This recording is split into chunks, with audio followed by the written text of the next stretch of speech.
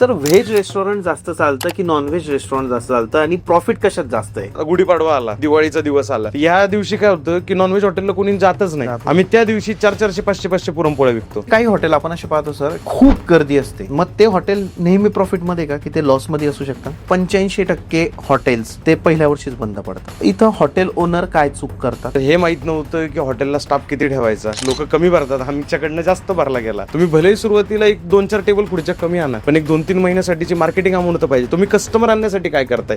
ही तिसरी चूक झाली. एकदम सुंदर इन्फ्रास्ट्रक्चर केलं तरच हॉटेल चालेल. बरोबर ही आहे. रियालिटी आहे का की जर साधारण असलं तरी चालू शकतं? आम्ही काय मी सांगतो की फूड क्वालिटीवर फोकस करा. फूड क्वालिटीसाठी आलेलं कस्टमर आयुष्यभर टिकून राहत. ग्लॅमरस साठी आलेलं कस्टमर आज ह्या प्रॉपर्टीला येणार, उद्या अजून एक प्रॉपर्टी झाली का तिकडे जाणार. किती इन्व्हेस्टमेंट गरजेची आहे सर जेव्हा आपण एखादी हॉटेल स्टार्ट करतोय? म्हणजे आज लोकांना गैरसमज असा आहे की हॉटेल इंडस्ट्रीमध्ये 40 आणि 50% मार्जिन आहे. तसं नाहीये का? तसं नाहीच आहे. चहामध्ये मार्जिन आहे. फ्रँचायझी चहाची घेण्यापेक्षा तुमचा ब्रँड तयार करा. तुम्ही एक तिथं वडापाव टाका, तुम्ही तिथं समोसा ठेवा, तुम्ही तिथं फूड आयटम ठेवा, तुम्ही मिसळ ठेवा. कारण मिसळ 70-80 रुपयाला, पाव घेणार, पाणी बॉटल घेणार, 100 रुपये बिल होते. तिकीट साईज वाढतीये ना. हॉटेल ओनरने कॉस्ट कटिंग कुठे कुठे करावी? लोक काय करतात, हॉटेलचं टेबल चेअर घ्यायची म्हणली की ते फर्निचरच्या दुकानात जातात. फर्निचरचा दुकानदार कधीच मॅन्युफॅक्चर नसतो. या सगळ्या गोष्टींवरती ज्यावेळेस तुम्ही स्विगी, झोमॅटो असेल, बँक्वेट असेल, केटरिंग असेल, लॉन्स असेल, छोटे मोठे पार्सल्स असतील, असे मल्टिपल इन्कम सोर्स ज्यावेळेस तुम्ही सिंगल आउटलेटवरनं ज्यावेळेस कव्हर करतात, त्यावेळेस तुमचा व्हॉल्यूम गेम होतो. जो प्रॉफिटचा रेशो आहे तो अजून वाढतो. 30% पण मिळते बऱ्याच जणांना. नॉनव्हेज थालीचं एक हॉटेल आहे आणि बरोबर. त्याच्या शेजारी परत एकाने नॉनव्हेज थालीचं टाकून दिले. बरोबर. आपण हे भरपूर पाहतोय पुण्यामध्ये सध्या. अशा वेळेस ते दोन्ही हॉटेल सक्सेसफुल होऊ शकतात का? हॉटेलची बॉडी बांधायच्या आधी आहे ना,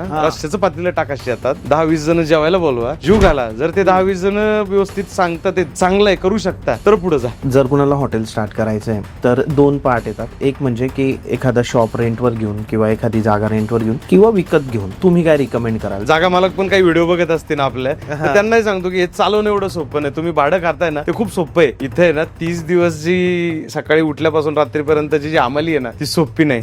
जर मोरीत कोण नसेल ना, तर मालकाला जाऊन भांडे घासावं लागतात. आज जरी मी इथं बसलोय ना, आम्ही भांडे घासलेत, आम्ही टेबल पुसलेत, त्यांनी कोणालाही चुकत नाही. किती हॉटेलिंग इंडस्ट्रीमध्ये पार्टनरशिप वर्कआउट होते का? मी तुम्हाला हे असं नाही म्हणत सर की लोकांनी करावी.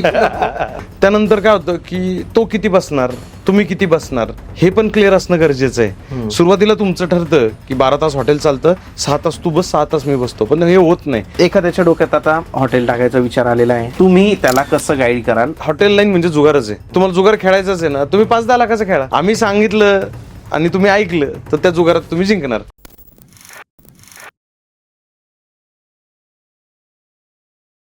Hello guys and welcome to banter with Chetan. मित्रांनो, आज आपल्या सोबत आहे doctor Shantanu Tanpure sir. Sir नमस्ते. नमस्ते. सरांना तुम्ही ऑलरेडी इंस्टाग्रामच्या रील्सवर भरपूर वेळा बघितलं असेल. कारण ज्याही लोकांना हॉटेलचे प्रॉब्लेम येतात, ज्याही लोकांचं हॉटेल चालत नाहीये, त्या लोकांना सर कन्सल्टेशन देतात आणि त्यांचं जे हॉटेलमध्ये त्यांना प्रॉब्लेम येत असतात तेच ते सॉल्व्ह करून देतात. आणि मित्रांनो, तुमच्याही मनात जर तुम्हाला हॉटेल चालू करण्याची इच्छा असेल किंवा रेस्टॉरंटचा बिझनेस किंवा समथिंग लाईक दॅट असं काही करायची इच्छा असेल, तर तुम्ही हा पॉडकास्ट संपतो तोपर्यंत ती तुमची इच्छा बऱ्यापैकी कंप्लीट झालेली असेल. कारण आज आपण सरांकडून संपूर्ण माहिती घेणार आहे की कसं हॉटेल चालू केलं पाहिजे, खरंच किती पैसा कमवू शकतो एखादा व्यक्ती हॉटेलमधून. तर हॉटेल इंडस्ट्रीबद्दल आज आपण सरांकडून सगळी माहिती घेणार आहे. सर, तुमचं पुन्हा एकदा स्वागत आहे आपल्या चॅनलवर. धन्यवाद, आभारी आहे. सर, तुमच्याबद्दल जर विचारायला गेलं तर काय सांगाल की तुम्ही हॉटेल इंडस्ट्रीमध्ये कसे आला? तुमचं एज्युकेशनल बॅकग्राऊंड काय होतं त्याबद्दल सांगा. माझं हॉटेलमध्ये यायचं रिझन म्हणजे प्रत्येकाची आवड असते तशी माझी आवड होती. मी डिप्लोमा इन मेकॅनिकल आहे तसं बघायला गेलं तर. पिंपरी चिंचवड पॉलिटेक्निक म्हणून जे आहे प्रसिद्ध, तिथून मी diploma in mechanical pass out आहे. मला 84% होते. त्यानंतर ज्यावेळेस कॉलेज सर्च आउट करायला गेलो, 84% म्हणजे मी टॉप 10 मध्ये होतो, तरी सुद्धा पाहिजे तेवढे चांगले कॉलेजेस नाही मिळाले. ओके. मग त्यानंतर मग असं कुठेतरी वाटायला लागलं की काय, शेवटी कॉलेज कम्प्लीट करून सुद्धा तेच 20-25-30 हजारची नोकरी करावी लागणार. बरोबर. त्याला काही ऑप्शन नाही. मग त्यापेक्षा म्हणलं की आज काहीतरी बिझनेसला सुरुवात करू की कमीत कमी आपल्याला पुढे चांगल्या लेवलवरती जाता येईल. म्हणून 2016 साली हॉटेलमध्ये उतरायचा निर्णय घेतला. तोपर्यंत माझं हॉटेल मॅनेजमेंट नव्हतं, काहीच नव्हतं, zero background, zero knowledge. Okay. हा, मग यावेळेस जागा बघायला चालू केली. वाकडमध्ये जागा बघितल्या, निगडीमध्ये, चिंचवडमध्ये, वेगवेगळ्या लोकेशन्सला जागा बघितल्या. जागा बघितल्यानंतर मग जागा फायनल करून चालू करून 2016 नोव्हेंबरमध्ये हॉटेल चालू झालं. ओके. आणि नोव्हेंबरमध्ये 10 नोव्हेंबरला आपण ओपनिंग केलं आणि 8 नोव्हेंबरला नोटबंदीचा आपल्याला पहिला फटका लगेच बसला. चालू झाल्या पहिला एकदम बोनस आपल्याला तिथं भेटला. मग त्याच्यामुळं अडचणीत आल्या. तोपर्यंत पेटीएम, गुगल पे, फोन पे काहीच नव्हतं. बरोबर. त्यामुळे त्याचा त्रास झाला. त्यानंतर हे माहित नव्हतं की हॉटेलला स्टाफ किती ठेवायचा, किती भरायचा. त्यामुळं स्टाफ जो होता, लोक कमी भरतात, आमच्याकडनं जास्त भरला गेला त्यामुळे सुरुवातीला. त्यामुळे खूप जास्त भरला गेला, ज्याचा त्रास आम्हाला असा झाला की लगेच दुसऱ्या तिसऱ्या महिन्यात पहिला 1.5 लाखाचा लॉस आला. आणि 2016 मध्ये 1.5 लाखाचा लॉस म्हणजे खूप जास्त मोठी अमाऊंट होती. आजही मोठी अमाऊंट आहे 1.5 लाख रुपये, पण त्यावेळेस अजून जास्त मोठी होती असं म्हणताय. आईने सोनं दिलं की हे मोड, पण पोरांचे पगार कर, कारण ते आपल्या भरोश्यावर आलेले आहेत.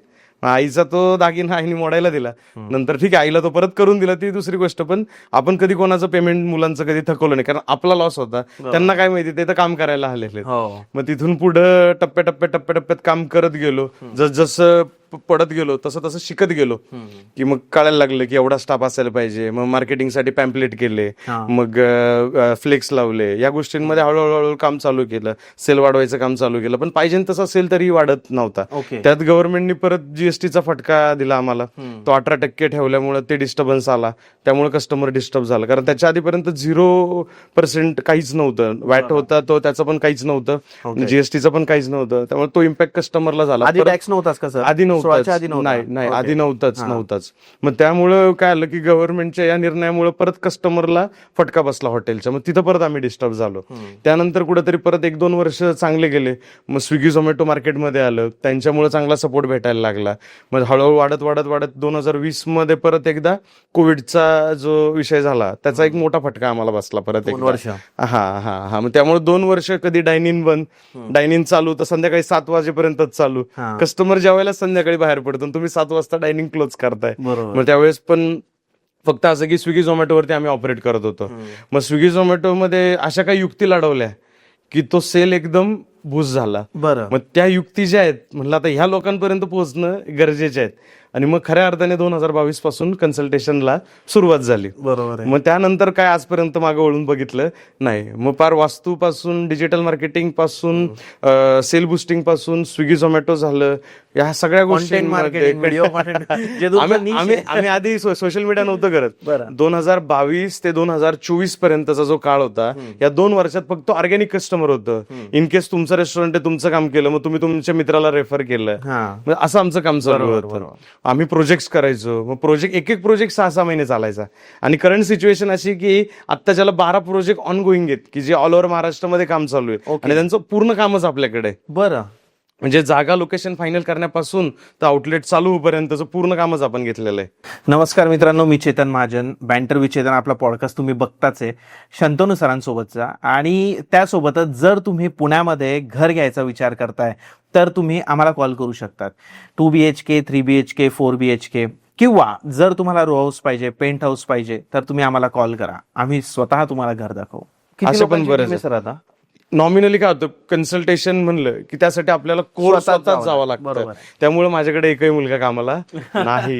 हे कस्टमर जे येतात आमच्याकडे, ऑफिसला एक स्टाफ आहे फक्त कॉल्स हँडल करणे वगैरे वगैरे, बस. माझ्या रेस्टॉरंटला 45 पोर आहेत, पण इकडे कामाला मी एकटाच आहे. इकडे कामाला आपल्याकडे कोणी नाही. डिजिटल मार्केटिंगची एजन्सी आहेत, त्यांचे 2-4 लोक काम करतात आपल्यासाठी, तोच विषय. पण कन्सल्टेशन क्षेत्रात कोणाला बरोबर घेऊन पुढे नाही जाऊ शकत, कारण शेवटी आपलं नॉलेज आहे. लोक माझ्याकडे बोलवतात, पण मी तिथं जर दुसरं कोणाला तरी एखाद्या मित्राला पाठवलं, माझ्या असिस्टंटला पाठवलं, तर ते म्हणणार पैसे तुम्हाला दिलेत, तुम्ही त्यांना कशाला पाठवलं.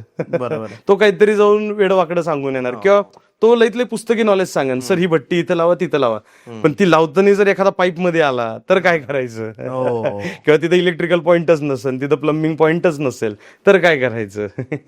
यामुळे आम्ही स्वतःहून इंडिव्हिज्युअलीच जातो, इंडिव्हिज्युअलीच सगळं काम करतो. ते आम्ही बघतो सर व्हिडिओमध्ये. आपल्या हॉटेलचं नाव काय सर? आपलं जे आता जे हॉटेल आहे ते मुरली व्हेज नावाने आहे, जे रावेतमध्ये लोकेटेड आहे. तिथं आपलं मुरली व्हेज हे आपलं फाईन डाईन रेस्टॉरंट आहे.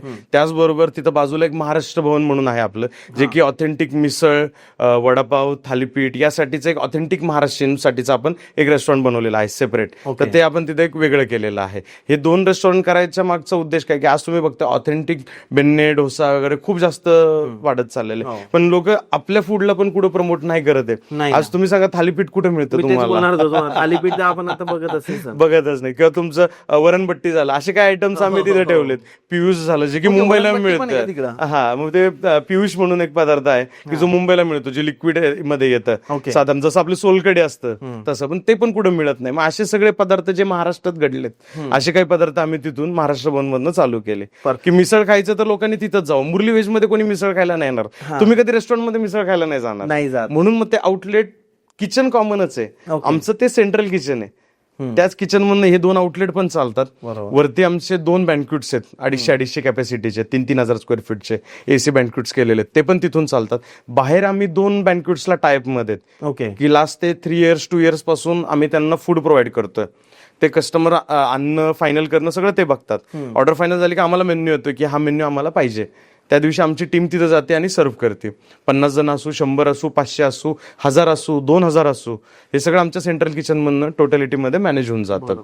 आणि मग त्याचबरोबर साईड बाय साईड आम्ही जवळपास 70 ते 80 कंपन्या, ज्यामध्ये IT कंपनीज असू किंवा चाकणमधली एखादी MIDCतली एखादी कंपनी असू, यांच्या सुद्धा केटरिंगच्या ऑर्डर करायला लागलो. फक्त इव्हेंट्स, डेली बेसिसवरती नाही, फक्त इव्हेंट ज्या दिवशी असेल त्याच दिवशी. बाकी मग कोणाच्या सोसायटीत कार्यक्रम आहे, डोळा जेवण आहे पासून, म्हणजे प्रत्येक हे आमचं सेंट्रल किचन मधनं चालतं. आपलं ऑफिस पण तिथंच केलं. आणि त्याचबरोबर तिथं आपले स्विगी झोमॅटोवरती जवळपास 13 क्लाउड किचन आहेत वेगवेगळ्या नावाने, जे आपण रजिस्टर केलेले आहेत साधारणतः. तो पण बिझनेस सगळा तिथून रन होतो. म्हणजे अशा एकंदरीत जर बघायला गेलं तर तिथं जवळपास 18 एंटिटी आहेत आमच्या. त्या पूर्ण 4 मजल्याच्या प्रॉपर्टीमध्ये 18 एंटिटी बसवलेल्या आहेत. आणि हे तुम्हाला नॉर्मल एखाद्या रेस्टॉरंटवाल्याकडे कधीच कोणाकडे बघायला नाही मिळणार. एवढ्या एंटिटीज आम्ही सगळ्या तिथे सांभाळतोय, कारण आपण PhD केलेलं आहे. मग ज्यावेळेस हॉटेल चालू झालं 2016ला, साईड बाय साईड BHMCTला AISMSS ला ऍडमिशन घेतलं, तिथून AISMSS ची डिग्री कम्प्लीट केली. आणि मग जसं कोविडचं वगैरे होतं, मग त्याच वेळेस थेम्स युनिव्हर्सिटी जी आहे पॅरिसमध्ये, तिथून PhD साठी तिथे अप्लाय केलं आणि मग ते एज्युकेशन सगळं कम्प्लीट करून घेतलं. सर, आता जे आपलं हॉटेल, तिथे किती एम्प्लॉई असतील तरी? 45 एम्प्लॉईज तिथे कॅम्प करतात. हा, त्याच्यात 1 जनरल मॅनेजर, 3 मॅनेजर, हे 4 सिनियर पर्सन्स, आणि त्यांच्या हाताखाली पूर्ण टीम तिथे अलोकेट होते. सगळं लग्न वगैरे पण सगळं टोटल लग्न, कोणताही कार्यक्रम असो तुमचा, तुमचा कोणताही कार्यक्रम असो. याच्यात मला एक विचारायचं आहे सर, की तुमच्याकडे जेव्हा क्लायंट येतो तर तो कोणत्या टाईपचा क्लायंट असतो? म्हणजे त्याचं बँक्वेट असतं, त्याचं बार असतो, त्याचा छोटासा कॅफे असतो, फ्रँचायझी मॉडेलचं काही असतं. कोणत्या लोकांना तुम्ही कन्सल्ट करता? प्रत्येक जण, म्हणजे छोट्यापासून मोठ्यापर्यंत. आमच्याकडे असं पण आहे की सर 3 लाख रुपये बजेट आहे, आणि असा पण माणूस आहे की 6 करोड रुपये बजेट आहे. ओके, हा प्रत्येकासाठी आपण काम करतो. मग त्याच्यात डिपेंड करतं की आता मोस्टली आपण एक व्हिजिटला जातो, तर त्या व्हिजिटमध्ये एंड टू एंड सगळ्या गोष्टी आपल्या कव्हर होऊन जातात. ते सेशन चालतं, त्या सेशनमध्ये वास्तू असेल, लेआउट बनवायचा असेल, मग त्यानंतर तिथं किती स्टाफ लागणार आहे, तिथं सेल किती झाला पाहिजे, त्याची मार्केटिंग कशी करायची, फ्लेक्स कुठे लावायचे, मग आतमध्ये टेबल चेअर कुठून घ्यायचे, किचन इक्विपमेंट्स कोणते लागणार, आउटलेटचं कॉस्टिंग त्यांना प्लॅन करून देणं, इथपासून त्यांचं एंड टू एंड सगळं काम त्या कन्सल्टेशन मध्ये, व्हिजिट मध्ये आपण कम्प्लीट करतो, ज्याचे व्हिडिओज तुम्ही प्रोफाईल वरती बघता आपल्या. असं. आणि मग यानंतर जर बऱ्याच जणांना असं वाटलं की नाही सर तुम्ही पूर्णच बघा, खूप छोट्या छोट्या पण गोष्टी असतात ना का, मग काही जणांना वेळ नसतो किंवा मग माझे बाकीचे पण बिझनेसेस आहे, तर तुम्ही हा प्रोजेक्ट पुढे बघा आता इथून पुढे, तर आपण ते पण काम घेतो. मग त्यांचं जागा फायनल करणे, त्यांचा लेआउट बनवणे, मग त्यांची पर खुर्ची घेताना सुद्धा त्या खुर्चीवर बसून बघणे की ती कम्फर्टेबल आहे का, त्यांची टेबल साईज, जी रेग्युलर रेस्टॉरंटमध्ये तुम्ही टेबल साईज बघता त्याच्यापेक्षा आमच्या कन्सल्टेशन मधल्या ज्या साईज आहेत त्या थोड्या हलक्या मोठ्या आहेत टेबलच्या, कारण का आता एक फील, कम्फर्ट, टेबलवरती तुम्ही जेवण पण आहे, टिश्यू बॉक्स पण आहे, ग्लास पण आहे, मोबाईल पण आहे, तुम्हाला हात पण ठेवायचे असतात, जागा नाही पुरत. आणि दुसरं काय होतं, 4 फुटाचा टेबल असेल ना, हात कुठेतरी एकमेकाला लागतो, टच होतो, ते जेवताना असा हात लागतो, तो खूप प्रॉब्लेम येतो. म्हणून आम्ही तो टेबल जो आहे तो 5 फुटाचा घ्यायला चालू केला. तो कोणाकडेच तुम्हाला जास्त बघायला नाही मिळत. एक्झॅक्टली. सर, भारताचा विचार केला, आपण महाराष्ट्राबद्दल बोलू तर 85% हॉटेल्स जे आहेत ते पहिल्या वर्षीच बंद पडतात. बरोबर आहे. मग इथं हॉटेल ओनर काय चूक करतात, तर मला तुम्ही त्या चुका सांगा ज्या हॉटेल ओनर्स सध्या करतायत. बरोबर आहे, त्यांनी अवॉइड केलं. मोस्टली 5 गोष्टींमुळे हॉटेल बंद पडतं. आजकालचा हॉटेल मालक फक्त पैसे लावतो, हॉटेलवर बसत नाही. तुम्ही तिथं बसलेच नाही तर तुम्हाला चुका कळत नाही. बरोबर आहे. त्यामुळे मग हॉटेल बंद पडायचं प्रमाण वाढून जातं की तुम्ही तिथं बसत नाही, कारण स्टाफ एज्युकेटेड नाहीये. हा स्टाफ सगळा 5वी-10वी झालेला आहे की त्यांना फक्त ते गाढव काम करणे, की सांगितलंय हे एवढं करायचंय एवढं. बरोबर आहे. त्यामुळे ही पहिली गोष्ट. दुसरं, फूड कॉस्टिंग जी आहे ती काही काहींची मॅचेस करत नाही. म्हणजे एक एक्झाम्पल, पुण्यात काम करताय तर 40% फूड कॉस्टिंग आली पाहिजे. आम्ही व्हिजिटला गेल्यावर कळतं की 60% फूड कॉस्ट येते, 65% येते. ओके. मग महाग मिळणं झालं किंवा एक्स्ट्रा वापरणं झालं, या गोष्टी त्याच्यामध्ये येऊन जातात. त्यानंतर मार्केटिंग न करणं, म्हणजे लोक काय होतात, आहे तेवढा पैसा जो आहे तो आउटलेटला लावून रिकामे होतात. आणि याच्यामध्ये होतं काय की नंतर मार्केटिंगला पैसाच हातात राहत नाही. पण मार्केटिंग तर मेन आहे. तुम्ही भलेही सुरुवातीला 1-2-4 टेबल खुर्च्या कमी आणा, पण 1-2-3 महिन्यासाठीची मार्केटिंग अमाऊंट तर पाहिजे. तुम्ही कस्टमर आणण्यासाठी काय करताय, ही तिसरी चूक झाली. चौथी चूक असती वास्तू, की वास्तूवरती लक्षच देत नाही. आपल्याला वाटण तिथं बाथरूम बांधलं, आपल्याला वाटण तिथं किचन बांधलं, तसं नसतं ना. ईशान्य कोपऱ्यात काही काही ईशान्यला जिथं देवघर असतं आपण बघतो, देवाची जागा, तर तिथं बाथरूम बांधले तो. मग असं काही गोष्टी कुठं नाही चालत ना. एक काहीतरी त्याचा व्यवस्थित लेआउट असला पाहिजे, ते झालं. आणि 5वी गोष्ट, स्टाफ टिकत नाही, त्याच्यामुळे सुद्धा हॉटेल बंद पडतात. ह्या 5 गोष्टी जर तुम्ही सांभाळल्या तर हॉटेल बंद पडत नाही. आणि ह्या 5 गोष्टींवरती तुम्ही लक्षच नाही दिलं तर 100% हॉटेल बंद पडतातच पडतात. खूप एक इम्पॉर्टंट गोष्ट बोलले सर तुम्ही, म्हणजे मला याच्यातला हा पॉईंट खूप आवडला, की लोक खूप मोठं बांधून टाकतात आणि मार्केटिंगवरच पैसा खर्च करत नाही. पण मार्केटिंग खूप म्हणजे तसं 5 गोष्टी इम्पॉर्टंट आहे, पण मार्केटिंग सगळ्यात जास्त इम्पॉर्टंट आहे. कारण तुम्ही एखादी वस्तू जर आज विकायला बसले आणि ती 4 लोकांना माहितीच पडली नाही की हा माणूस हे विकतोय, तर तुमच्याकडे येणारच नाही ना लोक. तुमचा सेल्स होणारच नाही जर तुमची मार्केटिंग नाही येतात. बरोबर बरोबर बरोबर. म्हणजे आता आम्ही रिसेंटली एक जण आमच्याकडे कन्सल्टेशनला क्लायंट आला होता की जो हडपसर पासून पुढे काही अंतरावरती हायवे टच एक वाडा थीम मध्ये नवीन रेस्टॉरंट चालू करतात. त्यांच्या आर्किटेक्टनी त्यांनी मिळून 10,000 स्क्वेअर फूटचा प्लॅन बनवला. ओके. ज्याची काहीच गरजच नव्हती. तोच प्लॅन मी त्यांना 6,000 स्क्वेअर फूट मध्ये बसून दिला. म्हणजे 4,000 स्क्वेअर फूटचं कन्स्ट्रक्शन वाचलं. म्हणजे किती हेवी अमाऊंट होती ती तुम्ही विचार करा. जवळपास 20 ते 25 लाख रुपये अमाऊंट वाचली. करेक्ट. टाईल पासून भर टाकण्यापासून तर पत्र्यापर्यंतची. किती टाकावं, किती जागा असं आम्ही ते गाईड करतो. आम्ही गेल्यानंतर लोकांना विचारतो तुमचं बजेट किती आहे. तुमचं बजेट 25 लाख आहे तर 25 लाखामध्ये तुम्ही बॉडी किती स्क्वेअर फुटाची घेतली पाहिजे. मग त्या बॉडीमध्ये किचनची साईज किती पाहिजे, स्टोर रूमची साईज किती आहे, मोहरीची साईज किती आहे, वॉशरूमची साईज किती आहे, किती टेबल चेअर बसतात. ह्या सगळ्या गोष्टी आम्ही त्यांना त्या 25 लाखामध्ये बसून देतो. बरोबर आहे. सर हॉटेल आजकाल असं आहे की हॉटेल ग्लॅमरस पाहिजे.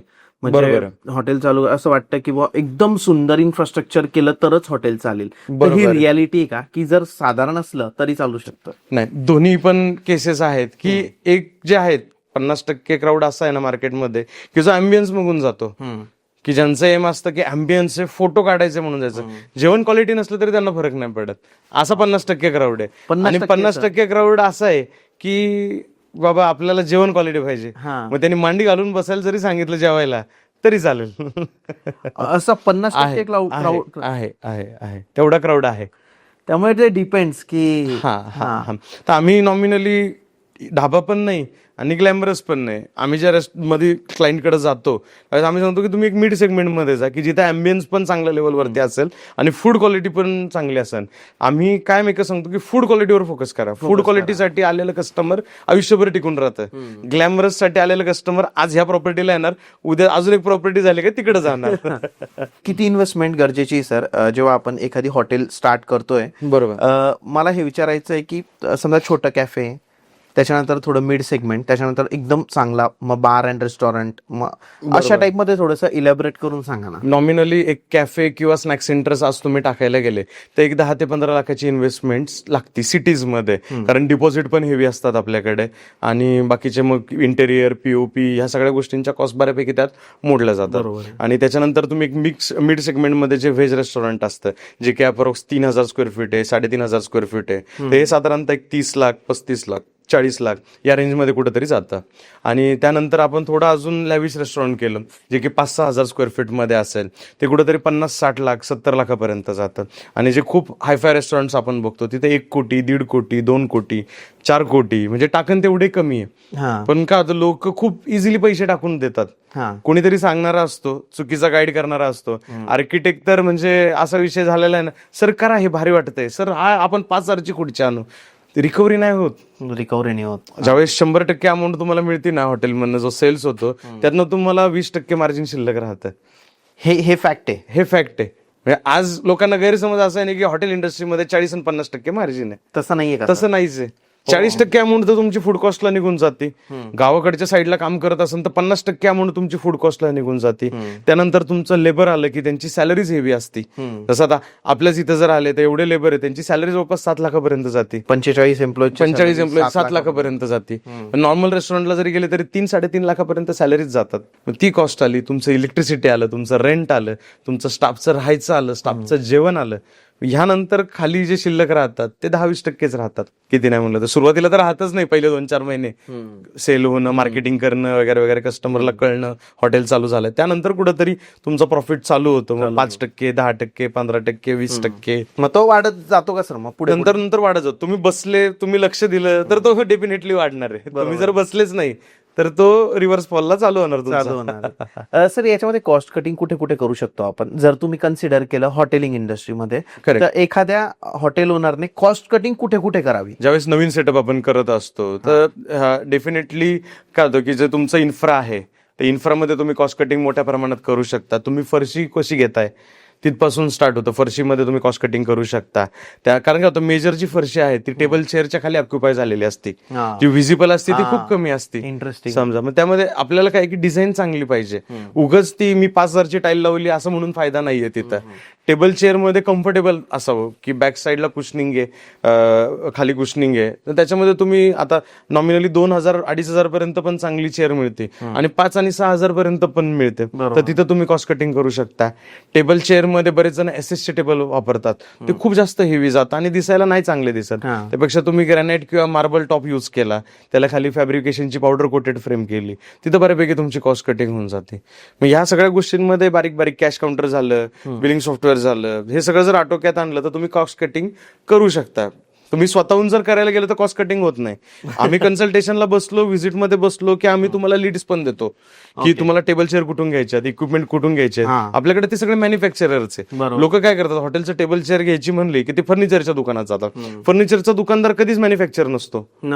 त्यापेक्षा आपण व्हिजिटला आल्यानंतर डायरेक्ट मॅन्युफॅक्चरचा कॉन्टॅक्ट देतो ना त्यांना, की ते डायरेक्ट कंपनीत जाऊन टेबल चेअर उचलतात. मग कॉस्ट तिथं पण मेजरली वाचून जाते. समजा सेम असंच किचन इक्विपमेंट रिलेटेड झालं, सेम असंच क्रॉकरी रिलेटेड झालं की डायरेक्ट मॅन्युफॅक्चरर कडनं तुम्ही मटेरियल घेतलं की तुमचं तिथे हेवी सेव्हिंग होऊन जातं. समजा परफेक्ट. हो.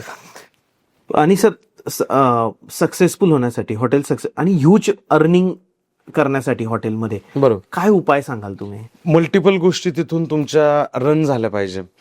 आलेला कोणताही कस्टमर तुमचा रिटर्न नाही गेला पाहिजे. तो जेवायला येतोय, तो नाश्त्याला येतोय, हे सगळं आपण कव्हर करतोच आहे. पण या व्यतिरिक्त बरेच जण केटरिंग करत नाही. पण हॉटेलमधनं प्रीमियम लेवलची केटरिंग करा. आज लोकांकडे पैसा आहे, तुम्हाला काढता आला पाहिजे लोकांच्या खिशातनं. नॉमिनली आज राजस्थानी आचारी 200 रुपये ताट घेतो आणि तेच आमची टीम 270 रुपये ताट घेते. लोक येतात, ते घेतात. आमच्याकडे रोज 2-2, 3-3 इव्हेंट चालू आहेत. केटरिंग असेल, बँक्वेट असेल, तर तुम्ही तुमच्या आज त्या बिझनेसला ती जोड द्या. आता कॅफेवाले म्हणणार आम्ही कशी जोड द्यायची? तुम्ही कंपनी सोबत टाईप करा. त्यांना बर्गर्स लागतात, सँडविचेस लागतात, काही ना काही छोटे मोठे इव्हेंट्स असतात, हायटीचे इव्हेंट्स असतात. तुम्ही ते कव्हर अप करा. किंवा मील बॉक्स मध्ये जा, त्याच्यात सँडविच पण आहे, पिझ्झा पण आहे, बर्गर पण आहे. मग आलेला आमच्याकडे तुम्ही जर रेस्टॉरंटला आले की आमचे 20 लोक आहेत, आम्हाला 20 लोकांसाठी जेवण पाहिजे, तरी तुम्हाला 20 लोकांचं बल्क जे जेवण आहे ते पार्सल करून दिलं जातं. मी फाईन डायन रेस्टॉरंटमध्ये काम करतो, खूप फाईन डायन रेस्टॉरंट आहे आपलं, तरी सुद्धा आलेला प्रत्येक ग्राहक सोडायचाच नाही. तुम्ही म्हणणार कुठं ते 20 लोकांचं जेवण घ्यायचं, कमी रेटमध्ये द्यायचं, किरकिर करायची. पण आपण एवढं पहिल्यापासून म्हणतो बघा, थेंब थेंब तळे साचे. ते सगळीकडनं आपल्याला कलेक्ट करायचंय आणि त्यानंतर तो व्हॉल्यूम गेम होणार आहे. मग तुम्ही स्विगी झोमॅटो, बरेच जण म्हणतात स्विगी झोमॅटो परवडत नाही. परवडतं. तुम्हाला फक्त अर्धवट माहिती इंस्टाग्राम वरनं मिळते की स्विगी झोमॅटो परवडत नाही. आम्ही स्विगी झोमॅटोवरती काम करतोय एवढ्या वर्षांपासून, आम्हाला परवडतंय म्हणूनच आम्ही करतोय ना. बरोबर. मग ह्या सगळ्या गोष्टींवरती ज्यावेळेस तुम्ही स्विगी झोमॅटो असेल, बँक्वेट असेल, केटरिंग असेल, लॉन्स असेल, छोटे मोठे पार्सल्स असतील, असे मल्टिपल इन्कम सोर्स ज्यावेळेस तुम्ही सिंगल आउटलेटवरनं ज्यावेळेस कव्हर करतात त्यावेळेस तुमचा व्हॉल्यूम गेम होतो आणि हॉटेल चांगलं चालतं आणि जो प्रॉफिटचा रेशो आहे तो अजून वाढतो. 30% पण मिळते बऱ्याच जणांना. हो ना. कारण तुमची बिझनेसची कॅपॅसिटी 10 लाख रुपये की 10 लाख रुपये सेल तुम्ही या प्रॉपर्टीमध्ये करू शकता, पण जर तुम्ही 15 लाख रुपये सेल केला तिथं म्हणजे कॅपॅसिटीपेक्षा हायरला गेले ना, स्टाफ तेवढाच आहे, बरोबर, रेंट तेवढंच आहे. अशा केसमध्ये 30% मार्जिन पण शिल्लक राहतं. किंवा तुमचे रेट हेवी असेल तर 40% पण सुटतात. म्हणजे जी भाजी 250ला आहे 400ला विकली तर सुटतात ना 40% पण. पण त्यात होतं काय की कस्टमर लिमिटेड येतं आणि 400 रुपयाची भाजी लोक रोज नाही खात. एक दिवस अँबियन्स कडे बघून लोक 400 रुपये देतील, पण रोज नाही येणार. सर, व्हेज रेस्टॉरंट जास्त चालतं की नॉनव्हेज रेस्टॉरंट जास्त चालतं आणि प्रॉफिट कशात जास्त आहे? तसं बघायला गेलं तर व्हेज रेस्टॉरंटमध्ये मार्जिन जास्त आहे आणि नॉनव्हेज रेस्टॉरंटमध्ये काय होतं, तुमची चिकनची कॉस्ट, मटनची कॉस्ट, वेस्टेज खूप जास्त आहे.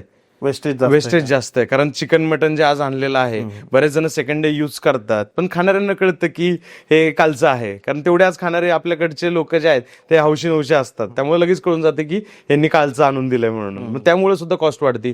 चोरीला जाण्याचं प्रमाण खूप असतं चिकन मटनचं. स्टाफ चिकन मटन घेऊन खातो तुमचं जर किचनमध्ये लक्ष नसेल तर. मग त्यामुळे व्हेज नॉनव्हेजला ऑपरेट करायला त्रास होतो. त्यानंतर तुमचे 12 महिने आहेत, 12 महिन्यातले तुम्हाला व्हेज नॉनव्हेज असेल तर 8 महिनेच बिझनेस मिळतो. कारण तुमचं गणपती आले, श्रावण आला, त्यानंतर नवरात्र आलं, दिवाळी आली, दर महिन्याची चतुर्थी आली, लोक वार पाळतात. हे जर बघायला गेलं तर तो 8 महिनेच बिझनेस मिळतो. किंवा वीक मध्ये जर बघायला गेलं तर फ्लक्च्युएशन असतात, लोक जे वार पाळतात. म्हणजे आज एकदम जोरात बिझनेस करायचा आणि उद्या एकदम डायरेक्ट थंड. त्यामुळे मग स्टाफ किती ठेवायचा तेच कळत नाही लोकांना. तसं व्हेज रेस्टॉरंटमध्ये कसं आहे, 12 महिने कॉन्स्टंट चालतं. हलका फटका फक्त कुठं बसतो की ज्यावेळेस तुमचं श्रावण चालू होतं, तुमची गटारी अमावस्या असते, त्यावेळेस शेवट 2 दिवस 3 दिवस जास्तीत जास्त फरक पडतो. त्याच्या व्यतिरिक्त बाकी 12 महिने काहीच फरक पडत नाही.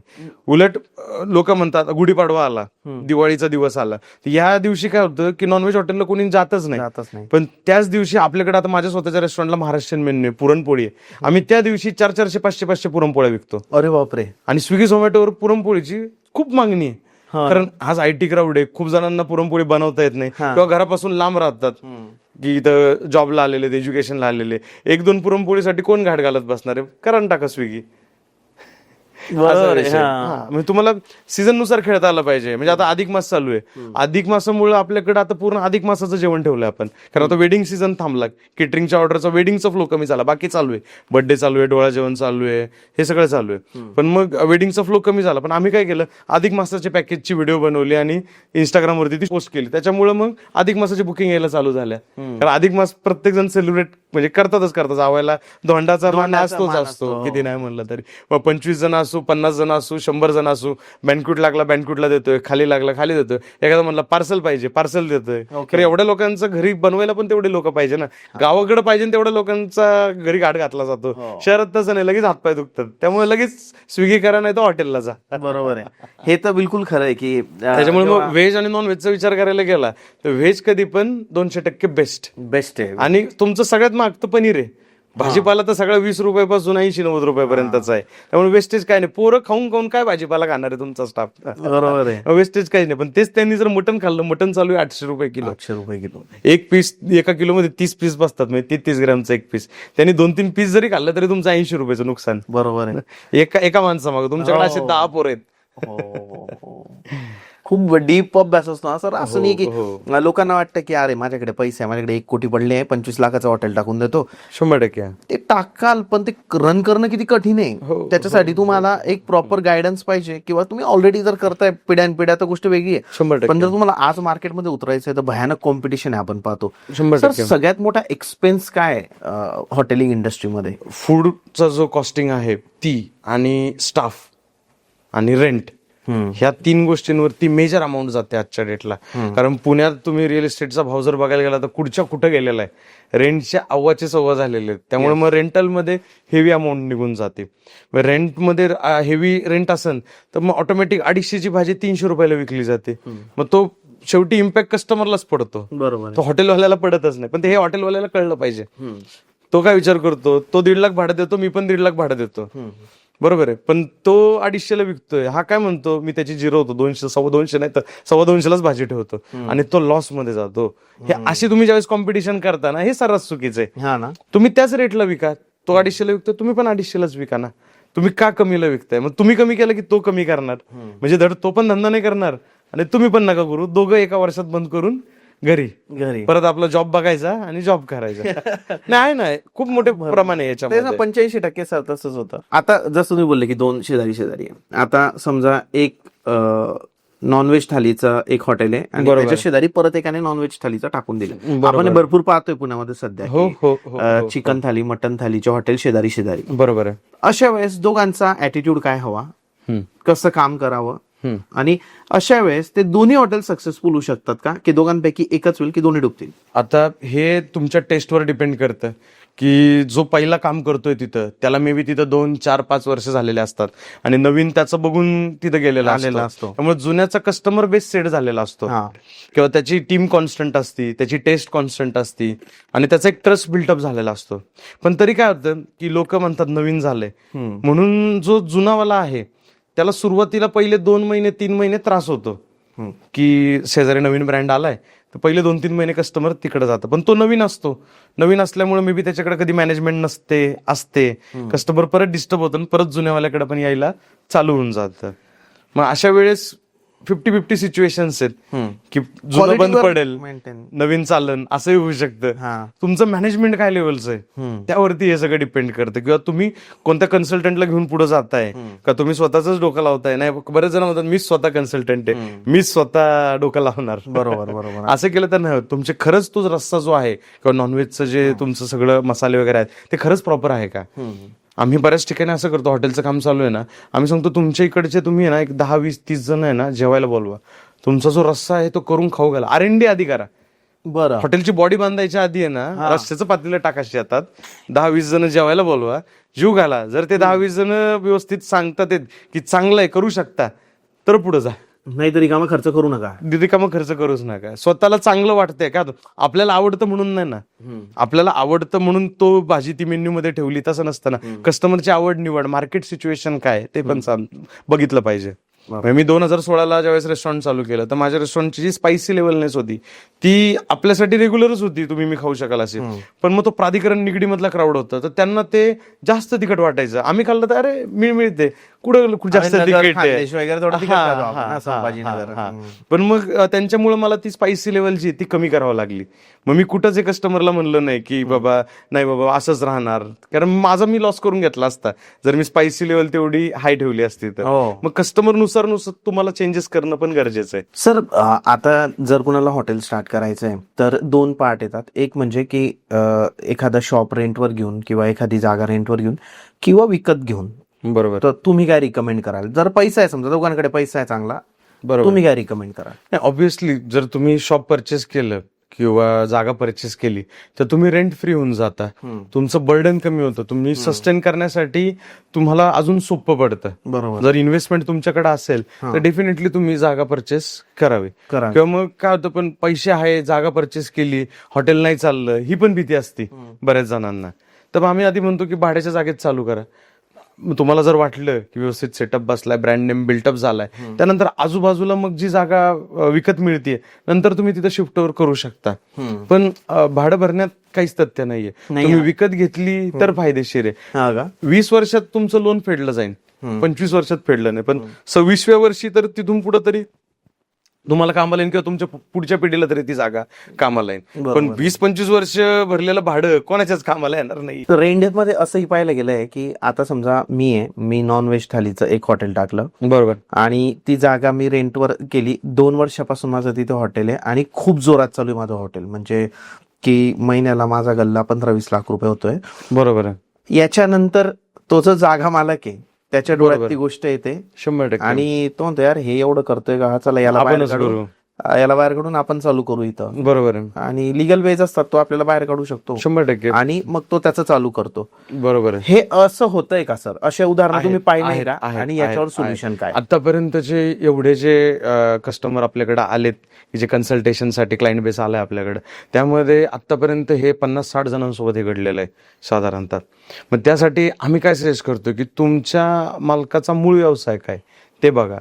त्याची मेंटॅलिटी बघा काय, की त्याला फक्त भाडे खाण्यामध्ये इंटरेस्ट पाहिजे. आणि याच्यात दुसरं काय करायचं, तुम्ही ज्या नावाने तुम्ही आउटलेट चालू करताय त्याचे रजिस्टर्ड ट्रेडमार्क आणि रजिस्ट्रेशन करून घ्या. तुमची मॅनपॉवर तुमच्या हातात पाहिजे, ती त्याला बाहेर कोणाच्या ओळखीत नाही पाहिजे. तुम्ही ह्या 4-5 गोष्टी जर त्याला धंद्यातले कळलंच नाही पाहिजे का, तो मालक तिथे येऊन बसतो काउंटरला म्हणून त्याला या सगळ्या गोष्टी कळतात समजा. पण इथंच जर आपण ते जपलं किंवा त्याच्याकडनं प्रॉपर तुम्ही लॉक इन अग्रीमेंट करून घेऊ शकता की तुमचं 11 वर्षाचं लिझिंग आहे, 5 वर्षाचं आहे, पण ते 100% लॉक इन आहे. आणि अशा गोष्टी होतात. आम्ही सजेस्ट करतो बाजूला दुसरी जागा बघायची, तीच ब्रँच तिथे शिफ्ट करून टाकणे. पण ह्याला टाळू तर शकत नाही, कारण कोणत्या मालकाचा कुठं निर्णय सांगू शकत नाही आपण. असा काही रूल टाकता येतो का at the time of agreement, की जर मी त्या जागेत धंदा करतोय, आज मी नॉनव्हेज थालीची ऑर्डर लागतं, तर त्या ओनरने तिथे पुढचे 5 वर्ष मी सोडल्यानंतर नॉनव्हेज थालीचा धंदा तो नाही करू शकत, असा करू शकतो. अग्रीमेंट मध्ये तुम्ही पाहिजे तसे पॉईंट टाकू शकता, त्याच्यात हा पॉईंट तुम्ही तसा मेन्शन करू शकता. पण मग तो सगळ्या गोष्टीला वाटायत, तो काय करणार, कोणाला तरी भाड्याने दिली म्हणून दाखवणार, चालवणार तोच, फक्त भाड्याने दिले म्हणून दाखवणार. पळवाटा खूप आहे. ते तुम्ही त्या याच्यात रोज तुम्ही पाहता या गोष्टी. त्यात पळवाटा पाहिजे तेवढा पळवाटा काढू शकतो. किती तुम्ही मस्त भाडं वेळेवर देताय, हे देताय, त्याला काढायचं म्हणलं ना तो आर पार काही करेल, पण तो काढूनच तुम्हाला. पण त्याला ते आज हे जागा मालक पण काही व्हिडिओ बघत असते ना आपल्या, तर त्यांनाही सांगतो की हे चालवणं एवढं सोपं नाही. तुम्ही भाडं काढताय ना ते खूप सोपं आहे. 1 तारीख आहे, 1 तारखेला भाडं येते. इथे आहे ना 30 दिवस जी सकाळी उठल्यापासून रात्रीपर्यंतची जी अंमली आहे ना ती सोपी नाही. जर मोरीत कोण नसेल ना तर मालकाला 2 भांडे घासावं लागतात. आज जरी मी इथं बसलोय ना, आम्ही भांडे घासलेत, आम्ही टेबल पुसलेत, त्यांनी कोणालाही चुकत नाही, किती मोठा हॉटेलवाला असो. तुम्ही विठ्ठल कामत बघा नाहीतर कोणी बघा, प्रत्येकाने आज भांडे घासलेले आहेत, टेबल पुसलेले आहेत. आणि आजही ती वेळ पडती, वाढायला जावं लागतं. रशच जर तेवढा असेल, स्टाफ आहे, सगळं आहे, पण सर्व्हिस वेळेवर असेल तर कस्टमर परत येणार आहे. कस्टमरला पण वाटतं ना की मालक स्वतः सगळ्या गोष्टी करतोय. ह्या सगळ्या गोष्टी पण कुठेतरी महत्वाच्या आहेत. बरोबर. ते त्या जागा मालकाला नाही जमणार. सर, असं म्हटलं जातं की हॉटेल इंडस्ट्रीमध्ये लेबर हा खूप मोठा हेडेक आहे, ठीक आहे, किंवा शेफ हा खूप मोठा हेडेक आहे. शेफच मिळत नाही. म्हणजे माझ्या मित्रांचे पण केव्हा वाटतं, ते म्हणते यार शेफचं खूप डोक्याला ताण असतो, गावाला चालला गेला तर आपल्याला करावं लागतं. बरोबर. ते 1-1.5 महिना टेस्ट मेंटेन राहत नाही, त्यांनी पण हॉटेल बंद पडतात 100%. तर तुम्ही काय रिकमेंड कराल सर, कसं मॅनेज करावा हा हेडेक लेबरचा? मोस्टली काय होतं, हा जो सगळा स्टाफ येतो हा सगळा रेफरन्सने येतो. म्हणजे मी पण सुरुवातीला ज्यावेळेस ऑपरेट केलं तर मलाही पहिले 1-2 वर्ष तो त्रास झाला की पाहिजे तसे माणसं मिळत नव्हते, किंवा मिळाले तरी टिकणं नाही टिकणं. पण मग 2 वर्षात काय आलं की हिरे जपले आणि जे घाण आणि खरकट होतं ते सगळं काढून टाकलं. बरोबर आहे. मग हिरे जपल्यामुळे आज हिरे टिकून आहेत, ते कुठेही जात नाही. त्यांना एकाला एक रिप्लेसमेंट पाहिजे. लोक काय करतात, एकच शेफ ठेवतात. मग तुम्ही एकाला दुसरा ठेवा. ज्यावेळेस एक जण गावाला जातो तो आमच्याकडे सुट्टीला जायची कन्सेप्ट आहे. 15 दिवस महिनाभर तो सुट्टीला राहणार, परत येऊन जॉईन करणार.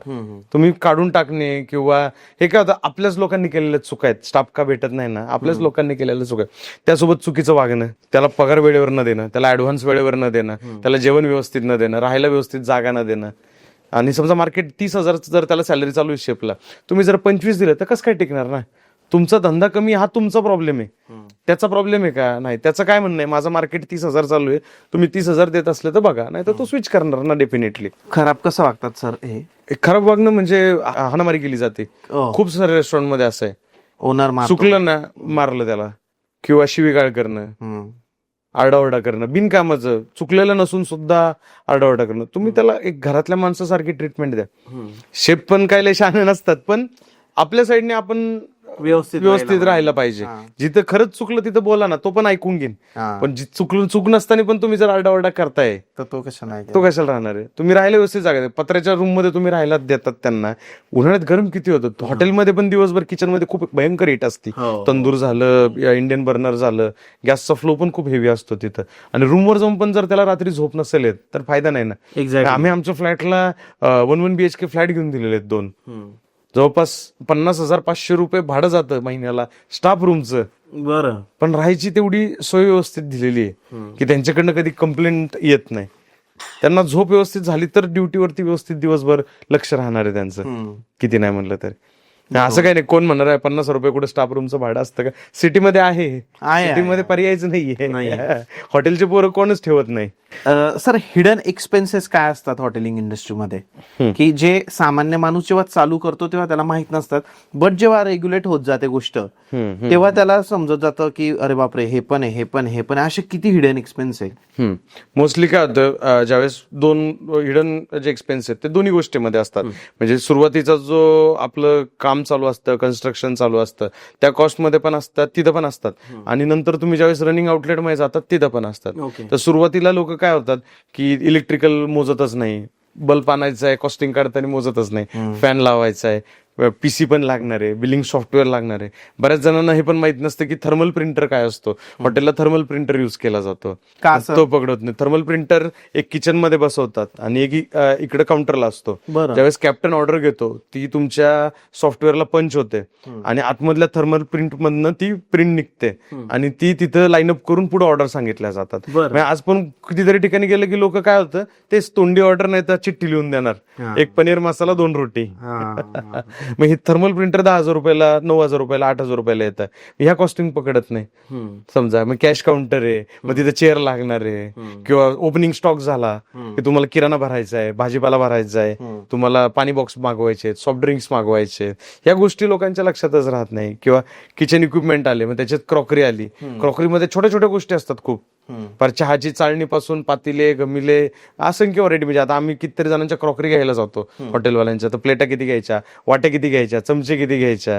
मग ह्याची सुद्धा क्वांटिटी चुकली, कमी घेतलं तरी प्रॉब्लेम आहे, जास्त घेतली तर पैसे जास्त जातात ते, आणि ती येऊन धुडीला थप्पी लागते. बरोबर आहे. ह्या पण गोष्टी कुठेतरी मॅटर करतात. सो यामुळे सुद्धा इनिशियलला कॉस्टिंग येते. आणि ज्यावेळेस तुम्ही ऑपरेट करायला लागतात त्यावेळेस हिडन फूड कॉस्ट असते. शेप जे आहे, शेपला तुमच्या हे लक्षात आलं पाहिजे की या भाजीत 50 ग्रॅमच तेल पडलं पाहिजे. त्यांनी जर 70-80 ग्रॅम तेल टाकलं ऑटोमॅटिक फूड कॉस्ट तिथं वाढते. थोडा एवढूसा पार्ट पण खूप डिफरन्स क्रिएट करतो. त्यानंतर बरेच जण काय म्हणतात, पोरं आले ना हॉटेलमध्ये झोपू, मग हॉटेलमध्ये मुलांना नाही झोपवू शकत, मग परत त्यांचा स्टाफ रूमचा खर्च वाढला, मग ती हिडन कॉस्ट वाढली. ते स्टाफ रूम त्यांच्या डोक्यातच नसतात. समजा स्टाफची फूडची कॉस्ट आली, ते म्हणतात नाही तो त्याच्या पैशाने खाईल. तसं नसतं. या इंडस्ट्रीमध्ये स्टाफला आपल्याला जेवण आणि राहणं कंपल्सरी द्यावंच लागतं. हॉटेल इंडस्ट्रीचा 100% नियम आहे. बाकी कोणत्या इंडस्ट्रीमध्ये हा नियम खूप कमी आहे, नाही का? पण हॉटेल इंडस्ट्रीमध्ये हा कंपल्सन आहेच आहे की तुम्हाला फूड आणि राहणं त्यांना द्यावंच लागतं. ते झालं. मग तुमचे बिलिंग रोल्स पासून तुमचे पाणी बॉक्स आले, टिश्यू बॉक्स आले. काही जण म्हणतात टिश्यू नाही ठेवायचे, 2-3 लोक आहात, तर तसं नाही चालत. या सगळ्या गोष्टींमध्ये छोटे अमाऊंट असतात, किती नाही म्हटलं तरी. सर, हॉटेलिंगमध्ये कॅश फ्लो कसा मॅनेज करायचा असतो? मोस्टली आता आम्ही ज्यावेळेस बघतो तर आम्ही लोकांना सजेस्ट करतो की तुमचा 1 ते 30चा महिना आहे, ते एक प्रत्येक टाइम फ्रेम मध्ये तुम्ही एक पेमेंट ठरवून दिलं पाहिजे. जसं की मंथ चालू झालेला आहे, लास्ट मंथ कम्प्लीट झालेला आहे, असं एक आपण कन्सिडर करू. तर लास्ट मंथची मुलांची जी सॅलरी वगैरे सगळी, अख्ख्या महिन्याचा पगार आता मालकाकडे आहे लास्ट मंथचा. तर तुम्ही महिना 1 तारीख चालू झाली तर पहिल्या दिवशी मुलांना त्या पगारातला 25% अमाऊंट द्या. बरं, पहिला एक 25% अमाऊंट द्या. त्यानंतर तुमचं 5 तारीख आली, तुमची 10 तारीख आली, तुमचं रेंट जाऊ द्या, तुमचं इलेक्ट्रिसिटी जाऊ द्या. त्यानंतर तुमची 15 तारीख आली, 15 तारखेला स्टाफच्या सॅलरीज द्या. उरलेलं जे 75% पेमेंट आहे, म्हणजे 75% पेमेंट दिल्यानंतर सुद्धा तुमच्याकडे 15 दिवसाचं जमा राहतंय. बरोबर आहे. हा. आणि मग 15 तारखेला ते पेमेंट दिलं, मग त्यानंतर तुम्ही मग 20 तारीख, 25 तारीख, 30 तारीख तुम्ही वेंडर्सला पेमेंट्स करा, की जोपर्यंत तुमचं मेजर रेंट आणि सॅलरी उरकलेलं असं, आणि त्यानंतर तुम्ही वेंडरला पेमेंट करायला चालू करा.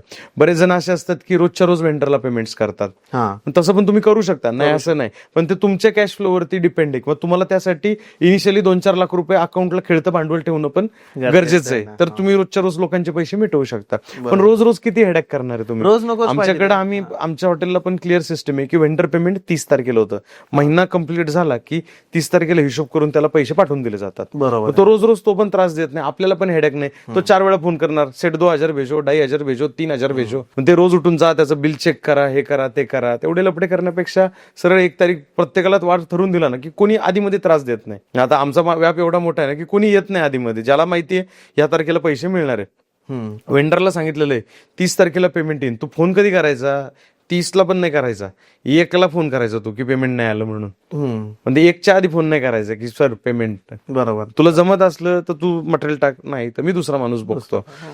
एक सिस्टीम लावली ना तर मग आपल्याला पण ऑपरेट करायला सोपं पडतं या सगळ्यामध्ये. बेस्ट आहे सर. बरोबर आहे. काही हॉटेल आपण असे पाहतो सर की खूप गर्दी असते, मग ते हॉटेल नेहमी प्रॉफिट मध्ये का की ते लॉस मध्ये असू शकतात?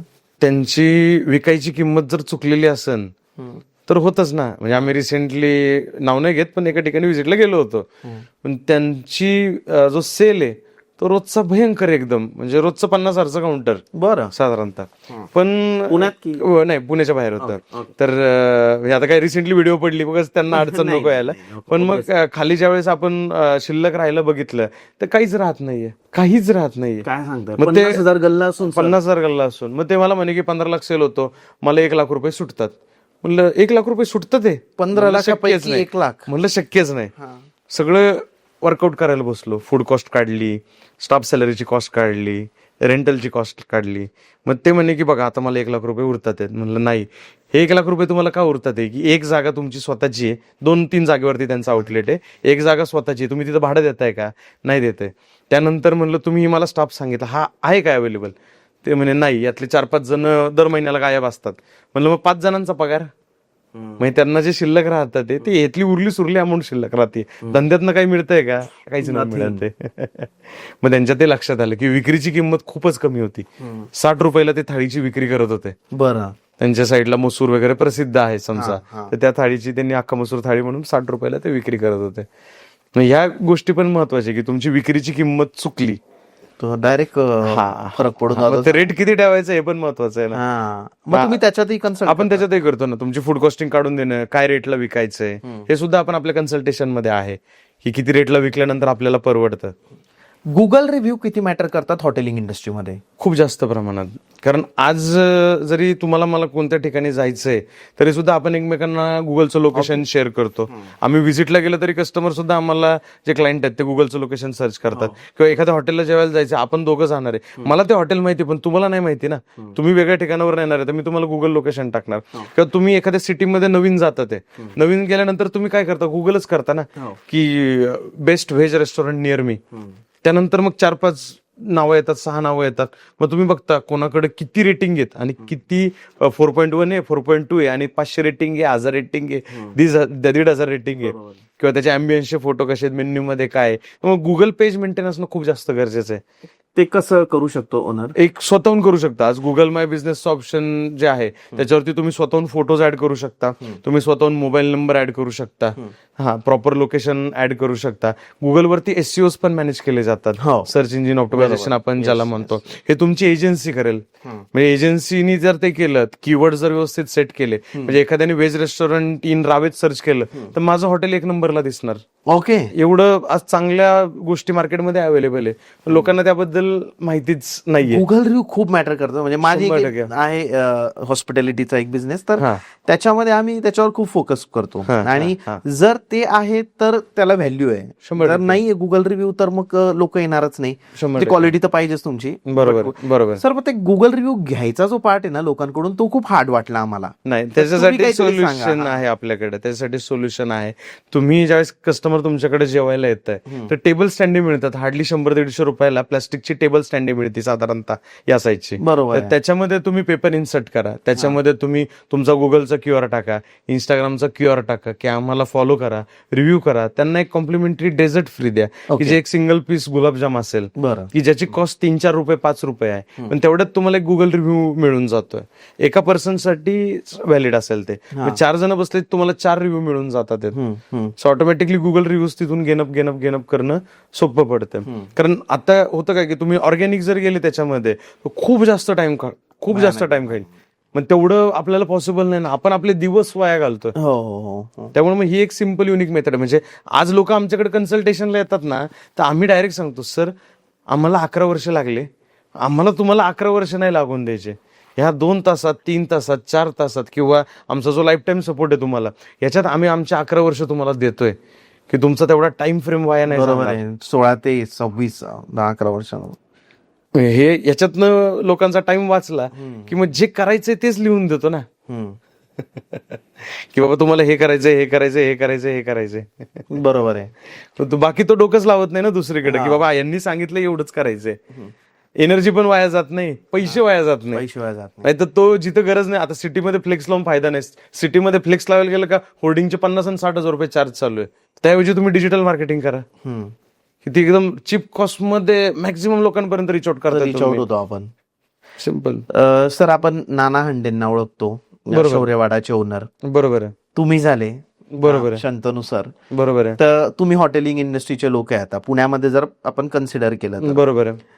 तर तुम्ही व्हिडिओवर जास्त फोकस करतात. म्हणजे तुमचा बिझनेस हा खूप वेगळा आहे. You are consulting hotel businesses. बरोबर. बट नाना हंडेंना आपण पाहिलं तर ते खूप छान पद्धतीने व्हिडिओ बनवतात आणि एकही करतात. बरोबर. तर हे बाकी लोकांनी केलं पाहिजे का? त्याची काय गरज आहे आणि त्याचा किती फायदा होतो? 100% ना. आज जर तुम्हाला तुमच्या रेस्टॉरंटचा डायनिंग फुटफॉल वाढवायचा आहे, तर तुम्हाला व्हिडिओच्या माध्यमातूनच तुमचे जे प्रोडक्ट्स आहेत किंवा क्वालिटी आहे, क्वालिटी तर आता ठीक आहे, आपण खाऊन नाही बघू शकत व्हिडिओमधनं, पण व्हिडिओमधनं दाखवू शकतो ना की आपण काय मटेरियल क्रेविंग होते सर, क्रेविंग. हा ते व्हिडिओ बघून पाणी सुटलं पाहिजे तोंडाला. तुम्ही ज्यावेळेस कंटेंटमध्ये काम करणार ना, की त्यामुळे डायरेक्टली डायनिंगचा फुटफॉल वाढतोय.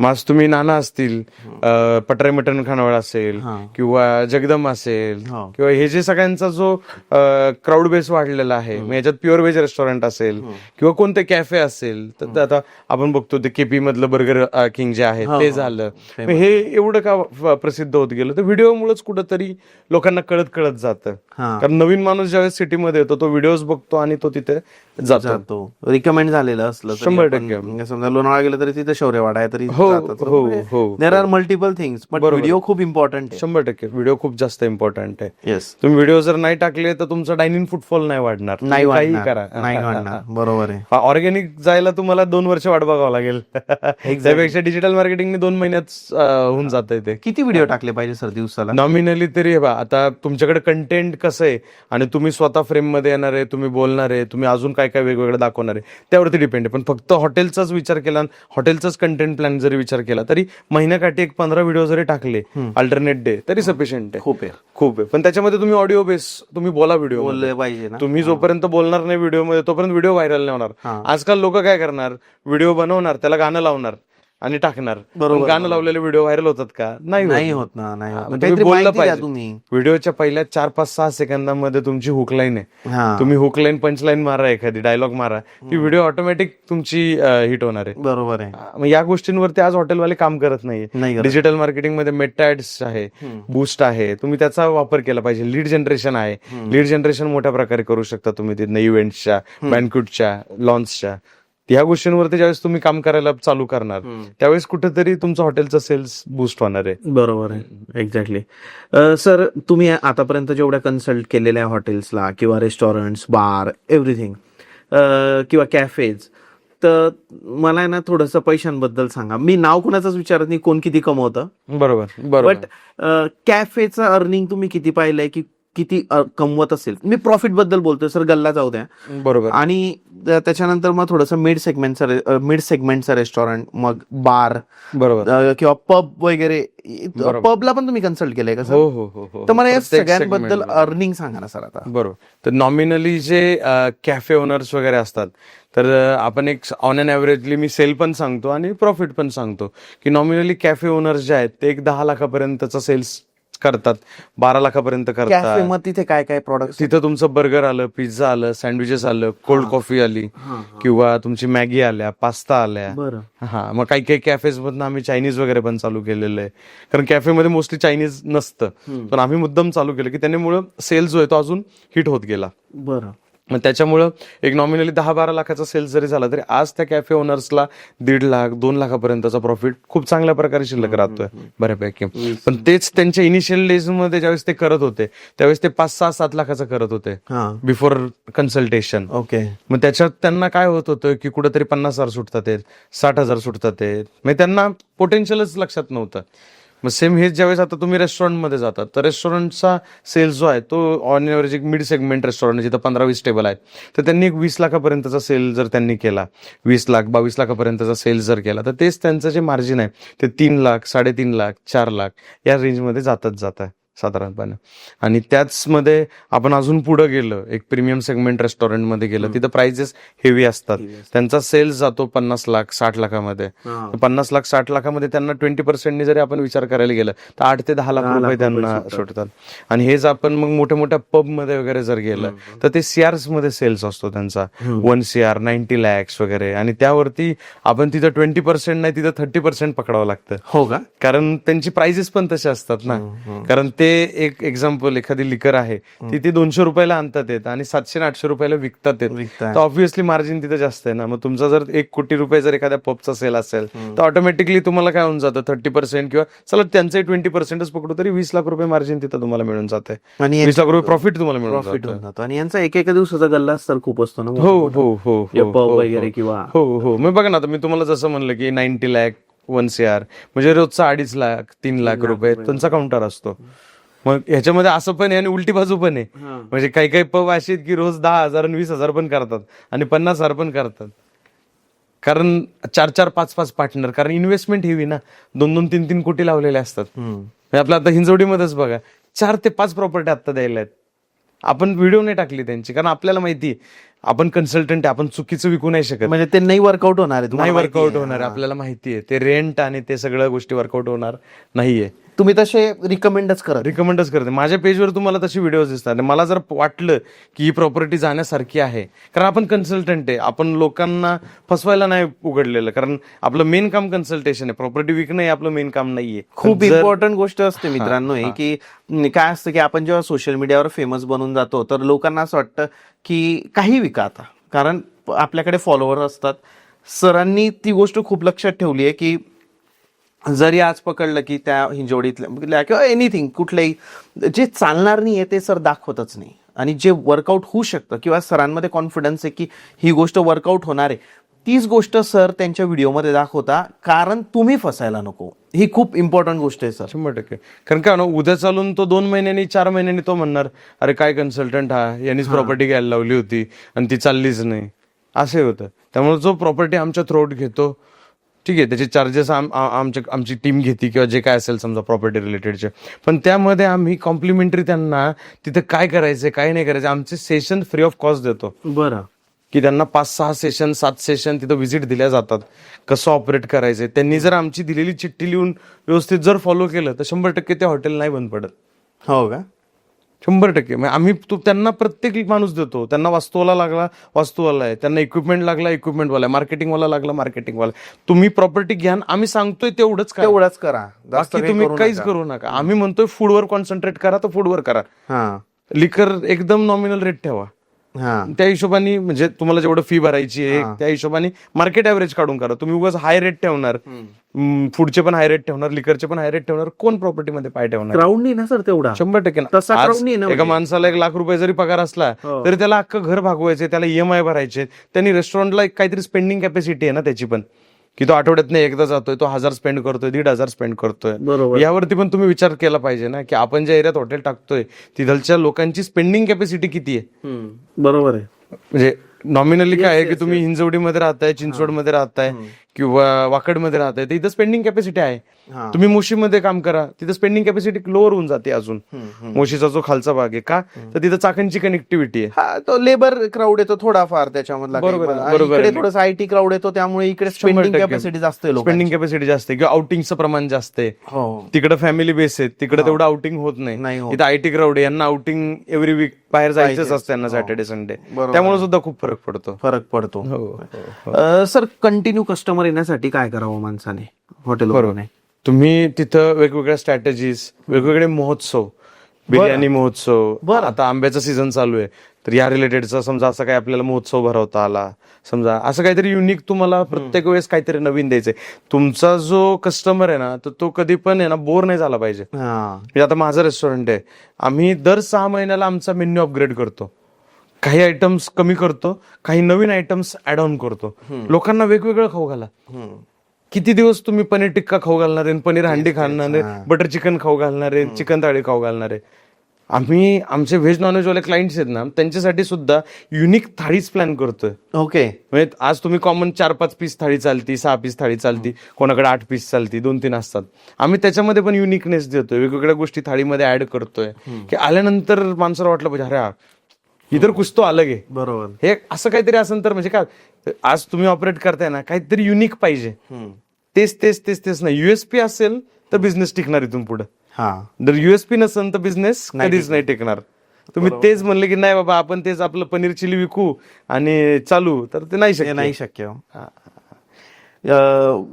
सर चहाचा बिझनेस खूप फेमस झाला होता मध्ये, किंवा अजूनही आहे की हे या ब्रँडने चहाचं एक फ्रँचायझी किंवा या ब्रँडने फ्रँचायझी, शेवटी अमृततुल्य नाव देऊन देतात. बरोबर. पहिले एक ब्रँड असतो, नंतर अमृततुल्य असतं. बरोबर. चहामध्ये खरंच पैसा आहे का? चहामध्ये मार्जिन आहे, नाही असं नाही. ओके. पण त्यात व्हॉल्यूम गेम पण झाला पाहिजे. त्याच चौकात जर 5 चहाचे दुकान आहे तर काहीच होणार नाही ना. आणि दुसरं होतं काय की चहाला लिमिटेशन आहे. तुम्हाला 10-10, 15-15 रुपये करून दिवसभरात नंबर ऑफ टोकन्स क्रिएट करायचे. पण तिथंच तुम्ही चहाच्या जोडीला तुम्ही तुमचा ब्रँड करा. तुम्ही फ्रँचायझी चहाची घेण्यापेक्षा तुमचा ब्रँड तयार करा. तुम्ही एक तिथं वडापाव टाका, तुम्ही तिथं समोसा ठेवा, तुम्ही तिथं फूड आयटम ठेवा, तुम्ही मिसळ ठेवा आणि बाहेर छोटं चहाचा एक स्टॉल लावा. म्हणजे चहाचा जो सेल येतो तो पण येत राहील, पण आतमध्ये मिसळ वडापावमुळे व्हॉल्यूम वाढेल. कारण मिसळ 70-80 रुपयाला पाव घेणार, पाणी बॉटल घेणार, 100 रुपये बिल होतंय. 10 रुपये आणि 100 रुपये तिकीट साईज वाढतीये ना. आज सगळा बिझनेस काय आहे, तिकीट साईजवर डिपेंड आहे की तुमचं 2 जण बसलेत आणि तुमची तिकीट साईज किती आहे. तर हे स्मॉल आउटलेटला तिकीट साईज खूप छोटी असते. कॅफेज झालं, स्नॅक सेंटर झालं, 100-200 रुपये. हेच तुम्ही रेस्टॉरंटला गेले का तिकीट साईज 500-700. प्रीमियम रेस्टॉरंटला गेले का 1000 रुपये. बार पबला गेले का 2-2, 3-3, 5-5, 10-10 हजार रुपये. म्हणून त्यांचं अर्निंग तिकीट साईजवर गेम आहे. तिकीट साईजचा गेम आहे सगळा. तुमचा मेन्यू तसा पाहिजे. येस. आता जेव्हा आता माझी हॉटेल नाही आहे, रेस्टॉरंट नाही, म्हणजे असं रेस्टॉरंट नाही आहे, बरोबर, तर माझ्या डोक्यात काय विचार असतो ना की यार हे हॉटेलवाले लोक कसं मॅनेज करत असतील. म्हणजे काय की आता मी आज बनवून ठेवलंय फूड, मी आज समजा 1 किलो चिकन आणलं, एक मिनिमल याच्यात बोलू, बरोबर, आणि माझ्याकडे आज 5 गिराईक आले, तर ते बरोबर झालं. समजा 1 किलो चिकन 5 लोकांसाठी, दॅट इज ओके. बरोबर. पण मी आज आणलेलं आहे समजा 1 किलो चिकन आणि माझ्याकडे आज 25 आले. बरोबर. तर मग इन्स्टंटली शिजवायचं का, मग परत घेऊन यायचं का? म्हणजे हा बेसिक एकदम नॉर्मल प्रश्न आहे सर. पण हा ज्याच्याकडे हाच हॉटेल नाहीये किंवा ज्याला करायची आहे तो विचार करतो, म्हणतो कसं ते फूड मॅनेजमेंट कसं करायचं. बरोबर. तर आज सगळे जणांना काय होतं, तर जे जुने मुरलेले प्लेयर आहेत त्यांना दिवस कळलेला असतो. आज सोमवार आहे, आपल्याला ऑन अन ऍव्हरेज एवढं लागतं तेवढं लागतं, त्यामुळे त्यांचा प्रॉब्लेम नाही आहेत. जे नवीन टाकतात त्यांना ही अडचण जास्त होती. पहिले 2 महिने 3 महिने ही अडचण प्रत्येकाला येते आणि आलीच पाहिजे. नाही असं नाही, म्हणजे त्याशिवाय त्यातनं कळत नाही आपल्याला. मग त्यानुसार मग रोज किती चिकन आणायचं, मटन आणायचं, हे एरिया वाईज वेगवेगळे, फ्लो वाईज वेगवेगळे. मग हे सगळं सेटल व्हायला 5 महिने 6 महिने जातात. मग बरेच जण काय करतात, 1 किलो चिकन मटन आणलं की त्यानंतर ते बॉईल करून ठेवलं जातं. बॉईल करून ते डीप फ्रीजला ठेवतात, मायनस मध्ये स्टोअर केलं जातं. बॉईल केल्यानंतर ते तिकडे म्हणजे त्यातलं आता त्यांना गॅरंटी आहे की अर्धा किलो जाणार आहे, तर अर्धा किलो ते बनवून ठेवणार आणि उरलेला अर्धा किलो स्टोअर करणार. बरोबर. जसं हे अर्धा किलो संपत आलं की ते अर्धा किलो काढून परत बनवायला घेणार, असं करतात. जेणेकरून दिवसभर तर अडचण येत नाही, पण थोडं दुसऱ्या दिवशीला गेलं की ते थोडं हार्ड लागणं वगैरे असे प्रॉब्लेम थोडे साहजिक प्रत्येकाला उद्भवतातच. म्हणून बरेच जणांनी आता फ्रेश चिकन मागवण्यापेक्षा मॅक्झिमम जे ब्रँड्स आहेत ते बऱ्यापैकी काही जण आता फ्रोझनला शिफ्ट झालेले आहेत की जे पुण्यातले आहेत. पण फ्रोझन मध्ये तुमचं बटर चिकन झालं, पंजाबी चालून जातं बऱ्यापैकी थोडं फार प्रमाणात.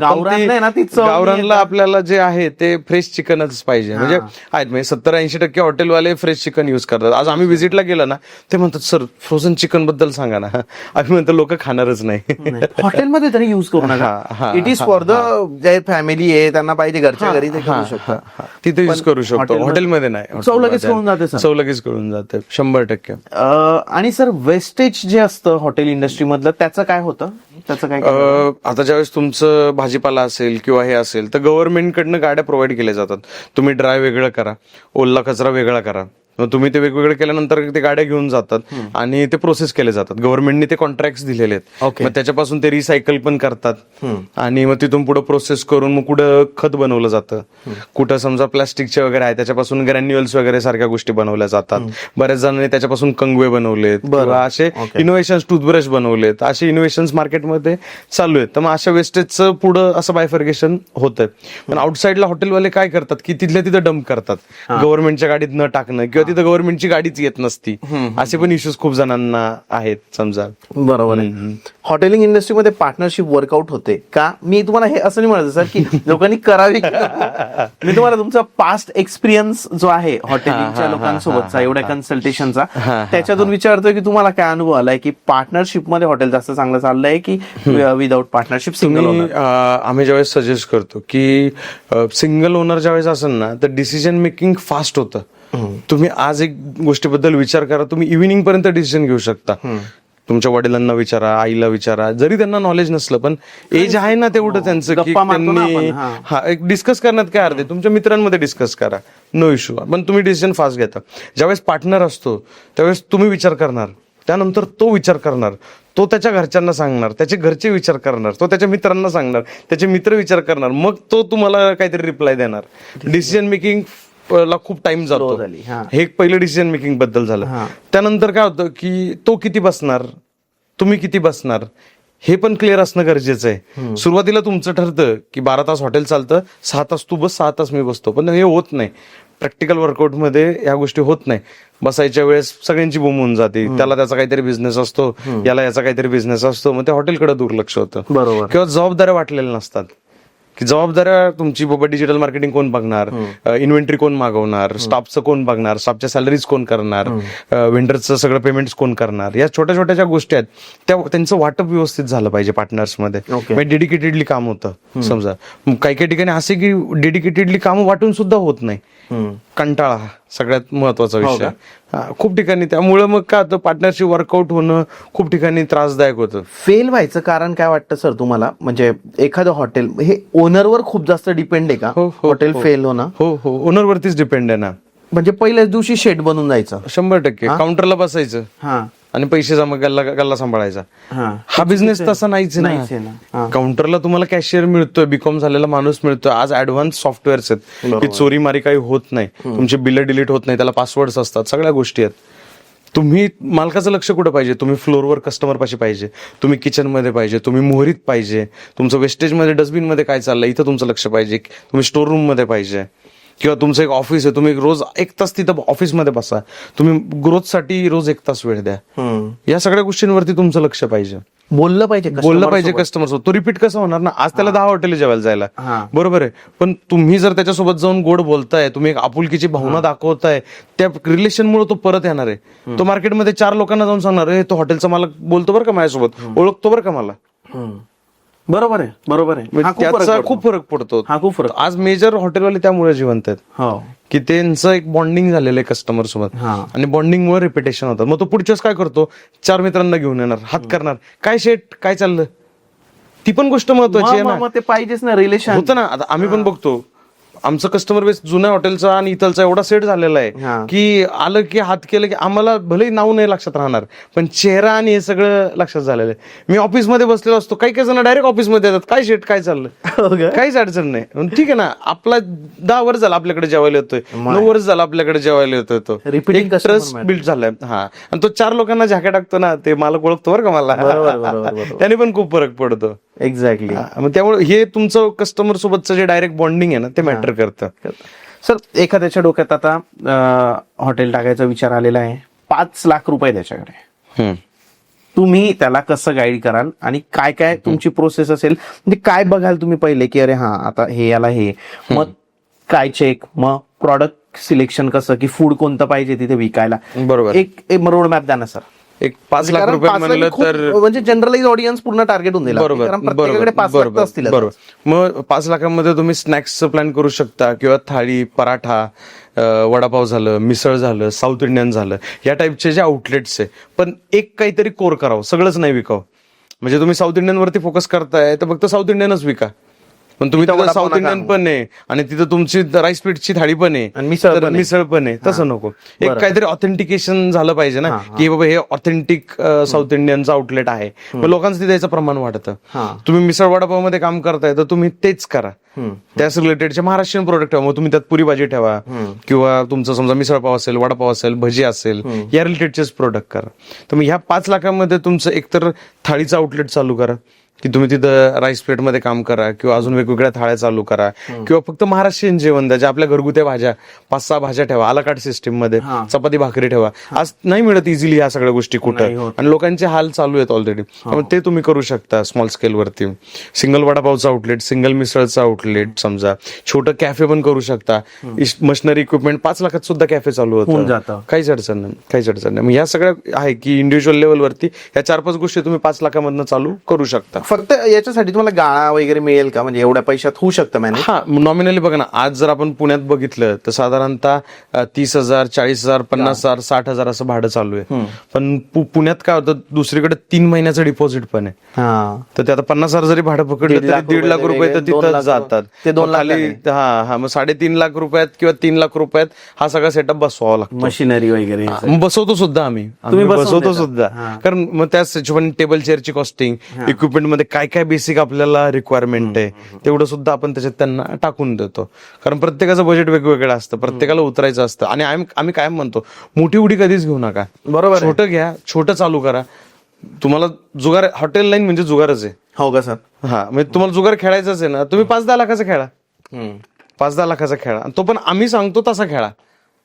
आम्ही सांगितलं आणि तुम्ही ऐकलं तर त्या जुगारात तुम्ही जिंकणार, आणि तुम्ही तुमच्या मनाप्रमाणे करायला गेलं तर जुगार हारणार, असा विषय. सर, आता हे जे 5 लाख रुपयांवाला आपला विषय चालू आहे की आपण केलं, तर आता या 5 लाखामधून तो किती पैसे कमवायला, कशी सुरुवात, काय? बरोबर, 5 लाख रुपये झालं, आपण इन्व्हेस्टमेंट केली, चालू झालं. नॉमिनली त्याच्याकडे 1-2-3 लेबर काम करत असतात, समजा त्यांचे एक 50,000 रुपये पगार, आणि जे आपलं 50,000 रुपये भाडं आहे ते झालं, म्हणजे लाख रुपये झाले. साधारणतः एक 20-25,000 रुपये आपण अजून पकडून चालू. मुलांचा जेवणाचा खर्च, इलेक्ट्रिसिटी बिल झालं, राहायचा खर्च, तर 1.25 लाख रुपये त्याची फिक्स कॉस्ट आहे. मग 1.25 लाख रुपये ज्यावेळेस त्याला फिक्स कॉस्ट काढायची आहे, तर त्याला कमीत कमी 2.5 लाख रुपये त्याला बिझनेस करणं आहे. म्हणजे 8 ते 9 हजारचा जर त्याचा काउंटर झाला रोजचा, तर तो नो लॉस नो प्रॉफिट मध्ये पुढे चालतो. आणि त्यानंतर मग त्याचा जो पुढे काउंटर वाढत जातो, त्यात निम्मे पैसे जे आहेत ते मटेरियलला जातात आणि निम्मे पैसे मालकाला सुटायला चालू होतात. म्हणजे नॉमिनली त्यांनी एक आपण कन्सिडर करू की 15,000चा जर बिझनेस केला दिवसाला होतो, असंच होतं. तुम्ही व्यवस्थित ठेवा. कसं अँबियन्सला पैसा नाही लागत, डोकं लागतं. तुम्ही 5 लाख रुपये टाकलेत, ते दिसले 10 लाख वाटले पाहिजे. आम्ही मोठ्या रेस्टॉरंटला पण करतो, त्यांचं बजेट 50 लाख असतं, पण आम्ही तिथं त्यांना 1 कोटीच्या कन्सेप्ट देतो. हे लाईट लावा, हे झाडं लावा, असं करू तसं करू. दिसतानी सगळा खेळ लाईट आणि झाडांचा आणि कलरचा आहे. परफेक्ट सर, तुम्ही हे बघा काय 100% सगळं लाईट्सवर आहे, सगळं प्रॉप्स घेते बस, बाकी काय असं मेजर पीओपी करून त्याच्यात पैसे घालण्यात अर्थ नाही. 100%. मग ते ग्राउंड लेवलवरती तुम्ही काय करताय ना ते महत्वाचं आहे, किती नाही म्हणलं तर. नॉमिनली जे 5-6 लाखापर्यंतचे जे आउटलेटचे कॉस्टिंग गेलेले आहेत, त्यांचे सेल 4 लाख 4.5 लाखापर्यंत सहसहजी मिळून जातो त्यांना. आणि ऑन अन ऍव्हरेज त्यांना 60,000 रुपये, 70,000 रुपये, 80,000 रुपये प्रॉफिट मिळायला ही चालून होऊन जाते. खूप चांगलं ऑप्शन येतं. फक्त काय टाकायचंय आणि कुठं टाकायचंय हे महत्वाचं आहे. लोकेशन. आता लोक ऐकून 5 लाख रुपये घेऊन जातील टाकायला, पण ते जर लोकेशनच चुकीचं असेल तर नाही ना. अर्धवट माहिती पण चुकीची आहे. आपली व्हिडिओ बघून एखादा म्हणणार चला आता 5 लाख रुपये जाऊ यांनी सांगितलंय, तसं नाही ना. तुम्ही या, बसा, जागा फायनल करा, कोणते जागेचे ऑप्शन आहेत ते बघा, मला दाखवा, माझ्याकडे घेऊन या, मी तुम्हाला गाईड करतो. तुम्हाला वास्तूचा लेआउट देतो, तुम्हाला किचनचा लेआउट देतो, इक्विपमेंटचा लेआउट देतो, स्टाफ हायरिंग कुठून केली जाते ते देतो, मार्केटिंग कुठून केली जाते ते देतो. मग त्यानंतर तुम्ही पाऊल उचला, मग ते परफेक्ट होईल. तर ते परफेक्ट जुगार जे म्हणतो आपण ते प्रॅक्टिकल गोष्टी सगळ्या ज्या इम्प्लिमेंट केलेल्या आहेत सरांनी आतापर्यंत. 1200च्या वर कन्सल्टेशन करून चुकलेले, त्यामुळे ते अनुभवातून तुम्ही शिकले सर. 100%. आणि मेन म्हणजे तुमचं याच्यात शिक्षण पण आहे, जसं तुम्ही बोलले की तुम्ही पीएचडी घेतली याच्यात. तर त्या गोष्टी आज आम्ही बघतो ना त्याच्यामध्ये की आम्ही स्वतः हॉटेल रन करतोय आणि आम्ही स्वतःहून ऑपरेट करतोय. म्हणजे खूप जणांनी आमची प्रोफाईल कॉपी पेस्ट करायचा प्रयत्न केला, मल्टिपल 2-4 जणांनी या गोष्टी केल्या. 2-5 हजार फॉलोअर आहेत, काही काहींचे 10,000 असतील, 20,000 असतील, 50,000 असतील, पण त्यांचे खरंच स्वतःचे हॉटेल आहेत का? तुमच्या कन्सल्टंट जो आहे तो खरंच एक्सपिरियन्स आहे का हे पण महत्वाचं आहे. बरोबर आहे. म्हणजे एक जण आहे, आता नाव नाही घेत मी, पण त्याचं हॉटेलच आपण विकलं आणि तो आता कन्सल्टेशन करतोय. त्याचं हॉटेल आपल्या पेजवरून विकलं गेलेलं आहे, आजही पेजवर व्हिडिओ आहे आणि तो आज कन्सल्टेशन करतोय. काय होतं, मी XYZ फी घेणार, तो काय करणार, मुद्दाम चिपर घेणार, चिपर ठेवणार. तसंच होतं. आणि मग लोकांना चुकीचं आणि अर्धवट नॉलेज जातं ना.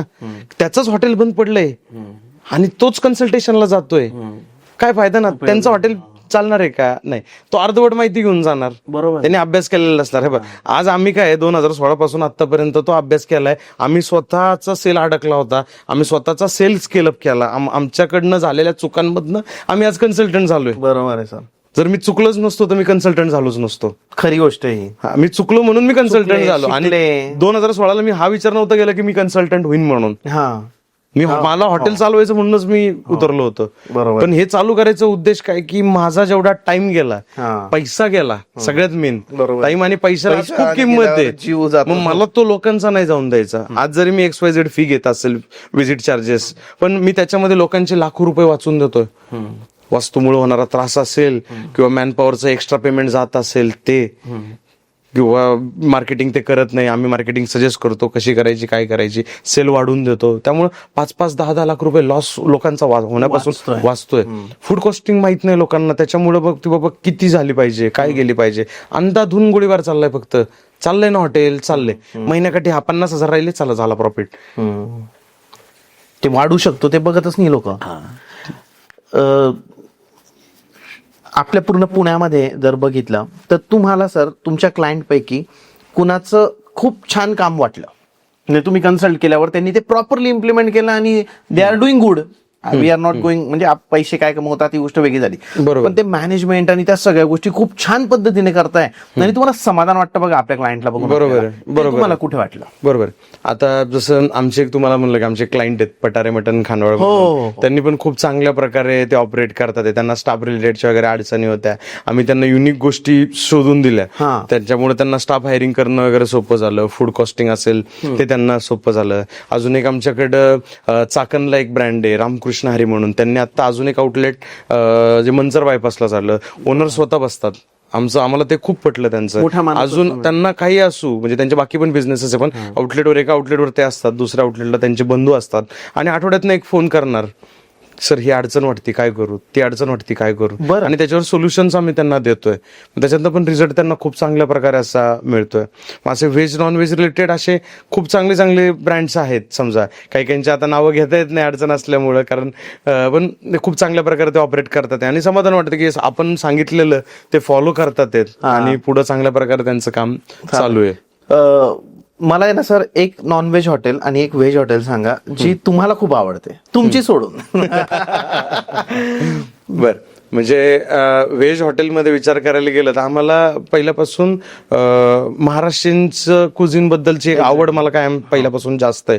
त्यात लाल रस्सा असेल किंवा काळा रस्सा असेल, तर मग ह्याच्यामध्ये जर विचार करायला जर गेलं तर ऑब्व्हियसली जसं संदीप हॉटेल वगैरे आहे तर त्यांचं व्हेज फूड पण खूप चांगलं आहे. त्यांचं नगरला एक सचिन म्हणून एक ब्रँड आहे की जो प्युअर व्हेज मध्ये काम करतो, तर ते खूप खरंच चांगल्या प्रकारे ऑपरेट करतात. किंवा अख्खा मसूर मध्ये 1-2-3 ब्रँड आहेत, तर ते पण दोघं तिघं चांगलं करतात. मग ते आपण व्हेज मध्ये जर प्रेफर केलं तर आम्ही या गोष्टी प्रेफर करतो. किंवा मोस्टली ढाबा स्टाईल फूड मध्ये आपण विचार करायला गेलं तर ढाबा स्टाईल मध्ये ठीक आहे, आता ते कशा प्रकारे ऑपरेट करतात ते माहित नाही, पण एक मुशीला चौधरी ढाबा म्हणून आहे, तर ते बऱ्यापैकी चांगलं आहे, आवडत आहे, आपण जातो तिथं खायला. किंवा दाळबट्टीसाठी जर कुठं जायचं झालं तर आम्ही नेहमी बाबा रामदेव ढाब्याला जातो की जे ट्रान्सपोर्ट नगर निकडीमध्ये आहे, की ऑथेंटिक ते फक्त दाळबट्टीच विकतात. पण ती राजस्थानी असेल, राजस्थानी प्रॉपर एकदम. आमची खानदेशी वरणबट्टी वेगळी, म्हणून दाळबट्टी वेगळी आणि वरणबट्टी वेगळी. आपलं जे महाराष्ट्र भवन आहे तिथं वरणबट्टी आहे की वरणबट्टी आहे? वरणबट्टी आहे. वांग्याची भाजी पण मिळेल का आम्हाला? वांग्याची भाजी बेंगन भरता सेपरेट ठेवलेला आहे, मला लागला तर तो मोस्टली मिळून जाईल समजा. अरे जबरदस्त. राईट. तुम्ही आता काय सजेशन द्याल ज्याही लोकांना हॉटेल चालू करायचंय? बरोबर. ह्या पॉडकास्ट मध्ये सगळंच कव्हर होईल असं मला वाटत नाही, बरोबर. तुमचं काय सजेशन असेल सर? बऱ्यापैकी आपण लोकांना आता सगळ्या गोष्टींमध्ये माहिती दिलेली दिलेली आहे. आहे. तर तुम्ही उतरताय तर व्यवस्थित अभ्यास करून उतरा. असं नाही की आज पॉडकास्ट बघितलाय उद्या सकाळी लगेच हॉटेल टाकलं पाहिजे, अशातला भाग नाहीये. ह्याला टाइम टेकिंग आहे. अभ्यास करा, तो एरिया, त्या एरियात सर्वे करा, काय आहे काय आहे काय नाही चालत. कारण आता बेन्ने डोसा एका लाईनीत 4-4, 5-5 झाले, मग असं करून फायदा नाही. तिथं तो मिसळ विकतोय ना, तुम्ही बेन्ने तो जर डोसा विकतोय तर तुम्ही मिसळ विका. उगाच कॉम्पिटिशनला सिमिलर प्रोडक्ट आणू नका, त्याचा बिझनेस कमी होईल, तुम्हाला पण कमीच बिझनेस मिळेल. बरोबर. कारण रोज जर 50 लोक म्हणले डोसे खायचे तर 25 त्याच्याकडे जातील, 25 तुमच्याकडे जातील. बरोबर आहे. त्याचाच निम्म कस्टमर तुमच्याकडे येत आहे, त्याला त्यांनी फायदा दोघांचाही होणार नाही. त्यापेक्षा मग वेगवेगळे प्रोडक्ट्स बद्दल विचार करा. कॉन्टिनेंटल कुझिन पण आज खूप चांगल्या प्रकारे ऑपरेट होत आहे. कॅफे टाकण्यापेक्षा तुम्ही कॉन्टिनेंटल कुझिनचं रेस्टॉरंट टाका किंवा त्या रिलेटेडचं कॅफे टाका, तर ते जास्त चालेल तुमचं मोस्टली समजा. आणि ऑपरेट करताना स्टाफ व्यवस्थित भरा, स्किल्ड भरा, ऍडव्हान्स मध्ये भरवा. कारण आज हॉटेल चालू होतं तर 1 महिना आधी तुमचं स्टाफ हायरिंग चालू झालं पाहिजे. बरं. तो 15-20 दिवस ते मुलं तुमच्या इथं बसून पाहिजे, त्यांचे ट्रायल अँड टेस्टिंग झाल्या पाहिजे. ओके. तुम्ही किचन इक्विपमेंट लेआउट प्रॉपर घ्या, टेबल चेअर प्रॉपर घ्या. कॉस्ट कटिंग कडे जास्त प्राधान्य देऊ नका. कॉस्ट कटिंग उद्या चालून तुम्हाला त्रासदायक ठरतं. 6 महिन्याने वर्षभरांनी तुम्हाला परत ते जे भट्ट्या वगैरे आहेत ते परत चेंजेस करावं लागतात. त्यापेक्षा तुम्ही किचन मध्ये काम करताय तर SS 304 मध्येच जा. 202 मध्ये बरेच लोक जातात पण ते पिवळं पडतं, गंजतं पहिल्या 2 वर्षात 4 वर्षात. तुम्हाला परत ते नवीन घ्यावं लागतं. उगाच पैसे वाचवायला जायचे आणि डबल पैसे खर्च करायचे, त्याची गंमत आहे. सर आता कसं असतं की पॉडकास्टिंग इंडस्ट्री जर तुम्ही पाहिली तर सुरुवातीला खूप कमी पॉडकास्टर होते, मग पॉडकास्टर येत गेले, प्रत्येक जण आज चांगलं करतोय. बरोबर आहे. तुमच्या इंडस्ट्रीत तसं असतं. तुम्ही कन्सल्टेशन मध्ये, मला असं वाटतं की मी जेव्हापासून रील बघतो, पहिलं हॉटेल कन्सल्टंट म्हणून शंतनू सरच होते. बरोबर आहे. जे बरोबर आहे. याच्या आधी मी कोणत्याच याच्यात पाहिलं नव्हतं. मी हिंदीमध्ये पण नव्हते पाहिले की कोणी there are some consultants were explaining to the hotel owners, बरोबर, गायडिंग देम. बरोबर. मराठीत तुम्ही पहिले होते, आता कुठे कुठे आपल्याला दिसतं की कोणी कोणी आहे असे. बरोबर बरोबर. काय फरक असतो बाकीच्यांमध्ये आपल्यामध्ये किंवा?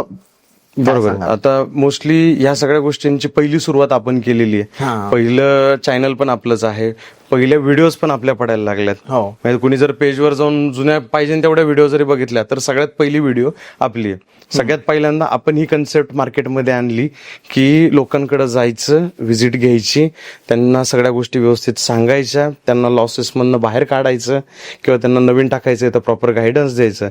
या सगळ्याची सुरुवात आपण केली. म्हणून आज महाराष्ट्रातलं मी सगळ्यात पहिला आणि हक्काने छाती टोकून सांगणार हॉटेल कन्सल्टंट आहे, हे पहिलं आपण केली. मग कॉपी पेस्टिंग झाली ते आता काय चालायचंच.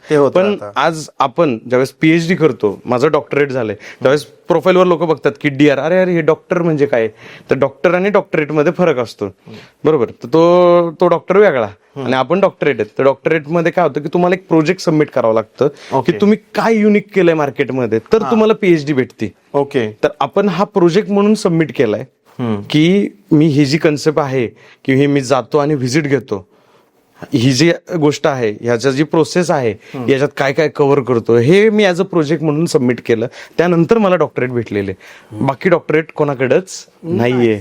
एक्झॅक्ट. हा, म्हणून तो फरक आहे. आणि ते काय होतं की युट्यूबवरनं माहिती काढणार, इंस्टाग्रामवरनं माहिती काढणार, गुगलवरनं माहिती काढणार आणि लोकांना जाऊन सांगणार हे असं करा तसं करा. आमचं प्रॅक्टिकल नॉलेज आहे, कारण स्वतःचं हॉटेल लास्ट एवढ्या वर्षांपासून आपण रन करतोय आणि प्रॉफिटेबिलिटी रन करतोय. ज्याला बघायचं ना रावेत मध्ये येऊन बघू दे, काय फरक नाही पडत आपल्याला. छाती टोकून आपण ते हॉटेल सक्सेसफुली आज रन करून दाखवतो. खूप जणांना असंही वाटतं अरे हे फक्तच व्हिडिओत बोलतात का काय, यांचं खरंच हॉटेल आहे का. एखादी प्रॉपर्टी विकायला निघली ना, कमेंट करणार मग एवढं करूच तर तुम्हीच का नाही घेत. काहीतरी लिमिटेशन्स आहे. आपण एक प्रॉपर्टी सांभाळू शकतो, आपण 10 हॉटेल नाही सांभाळू शकतो, कारण आम्ही स्वतः हॉटेलवर थांबतो. ती पण वेळ ना सर, 100%. आम्ही स्वतः त्या हॉटेलवर थांबतो आणि व्यवस्थित लक्ष देतो, कारण आम्ही 10 हॉटेलचा लोड एका हॉटेलवर आणलेला आहे. 10 हॉटेलचा सेल्स एका हॉटेलमधनं करतो. हे आमचं युनिकनेस आहे. बरोबर. त्याच्यामुळे आज लोक एवढे कन्सल्टेशनला आपल्याकडे येतात आणि एवढ्या बुकिंगचा फ्लो मेंटेन चालू आहे.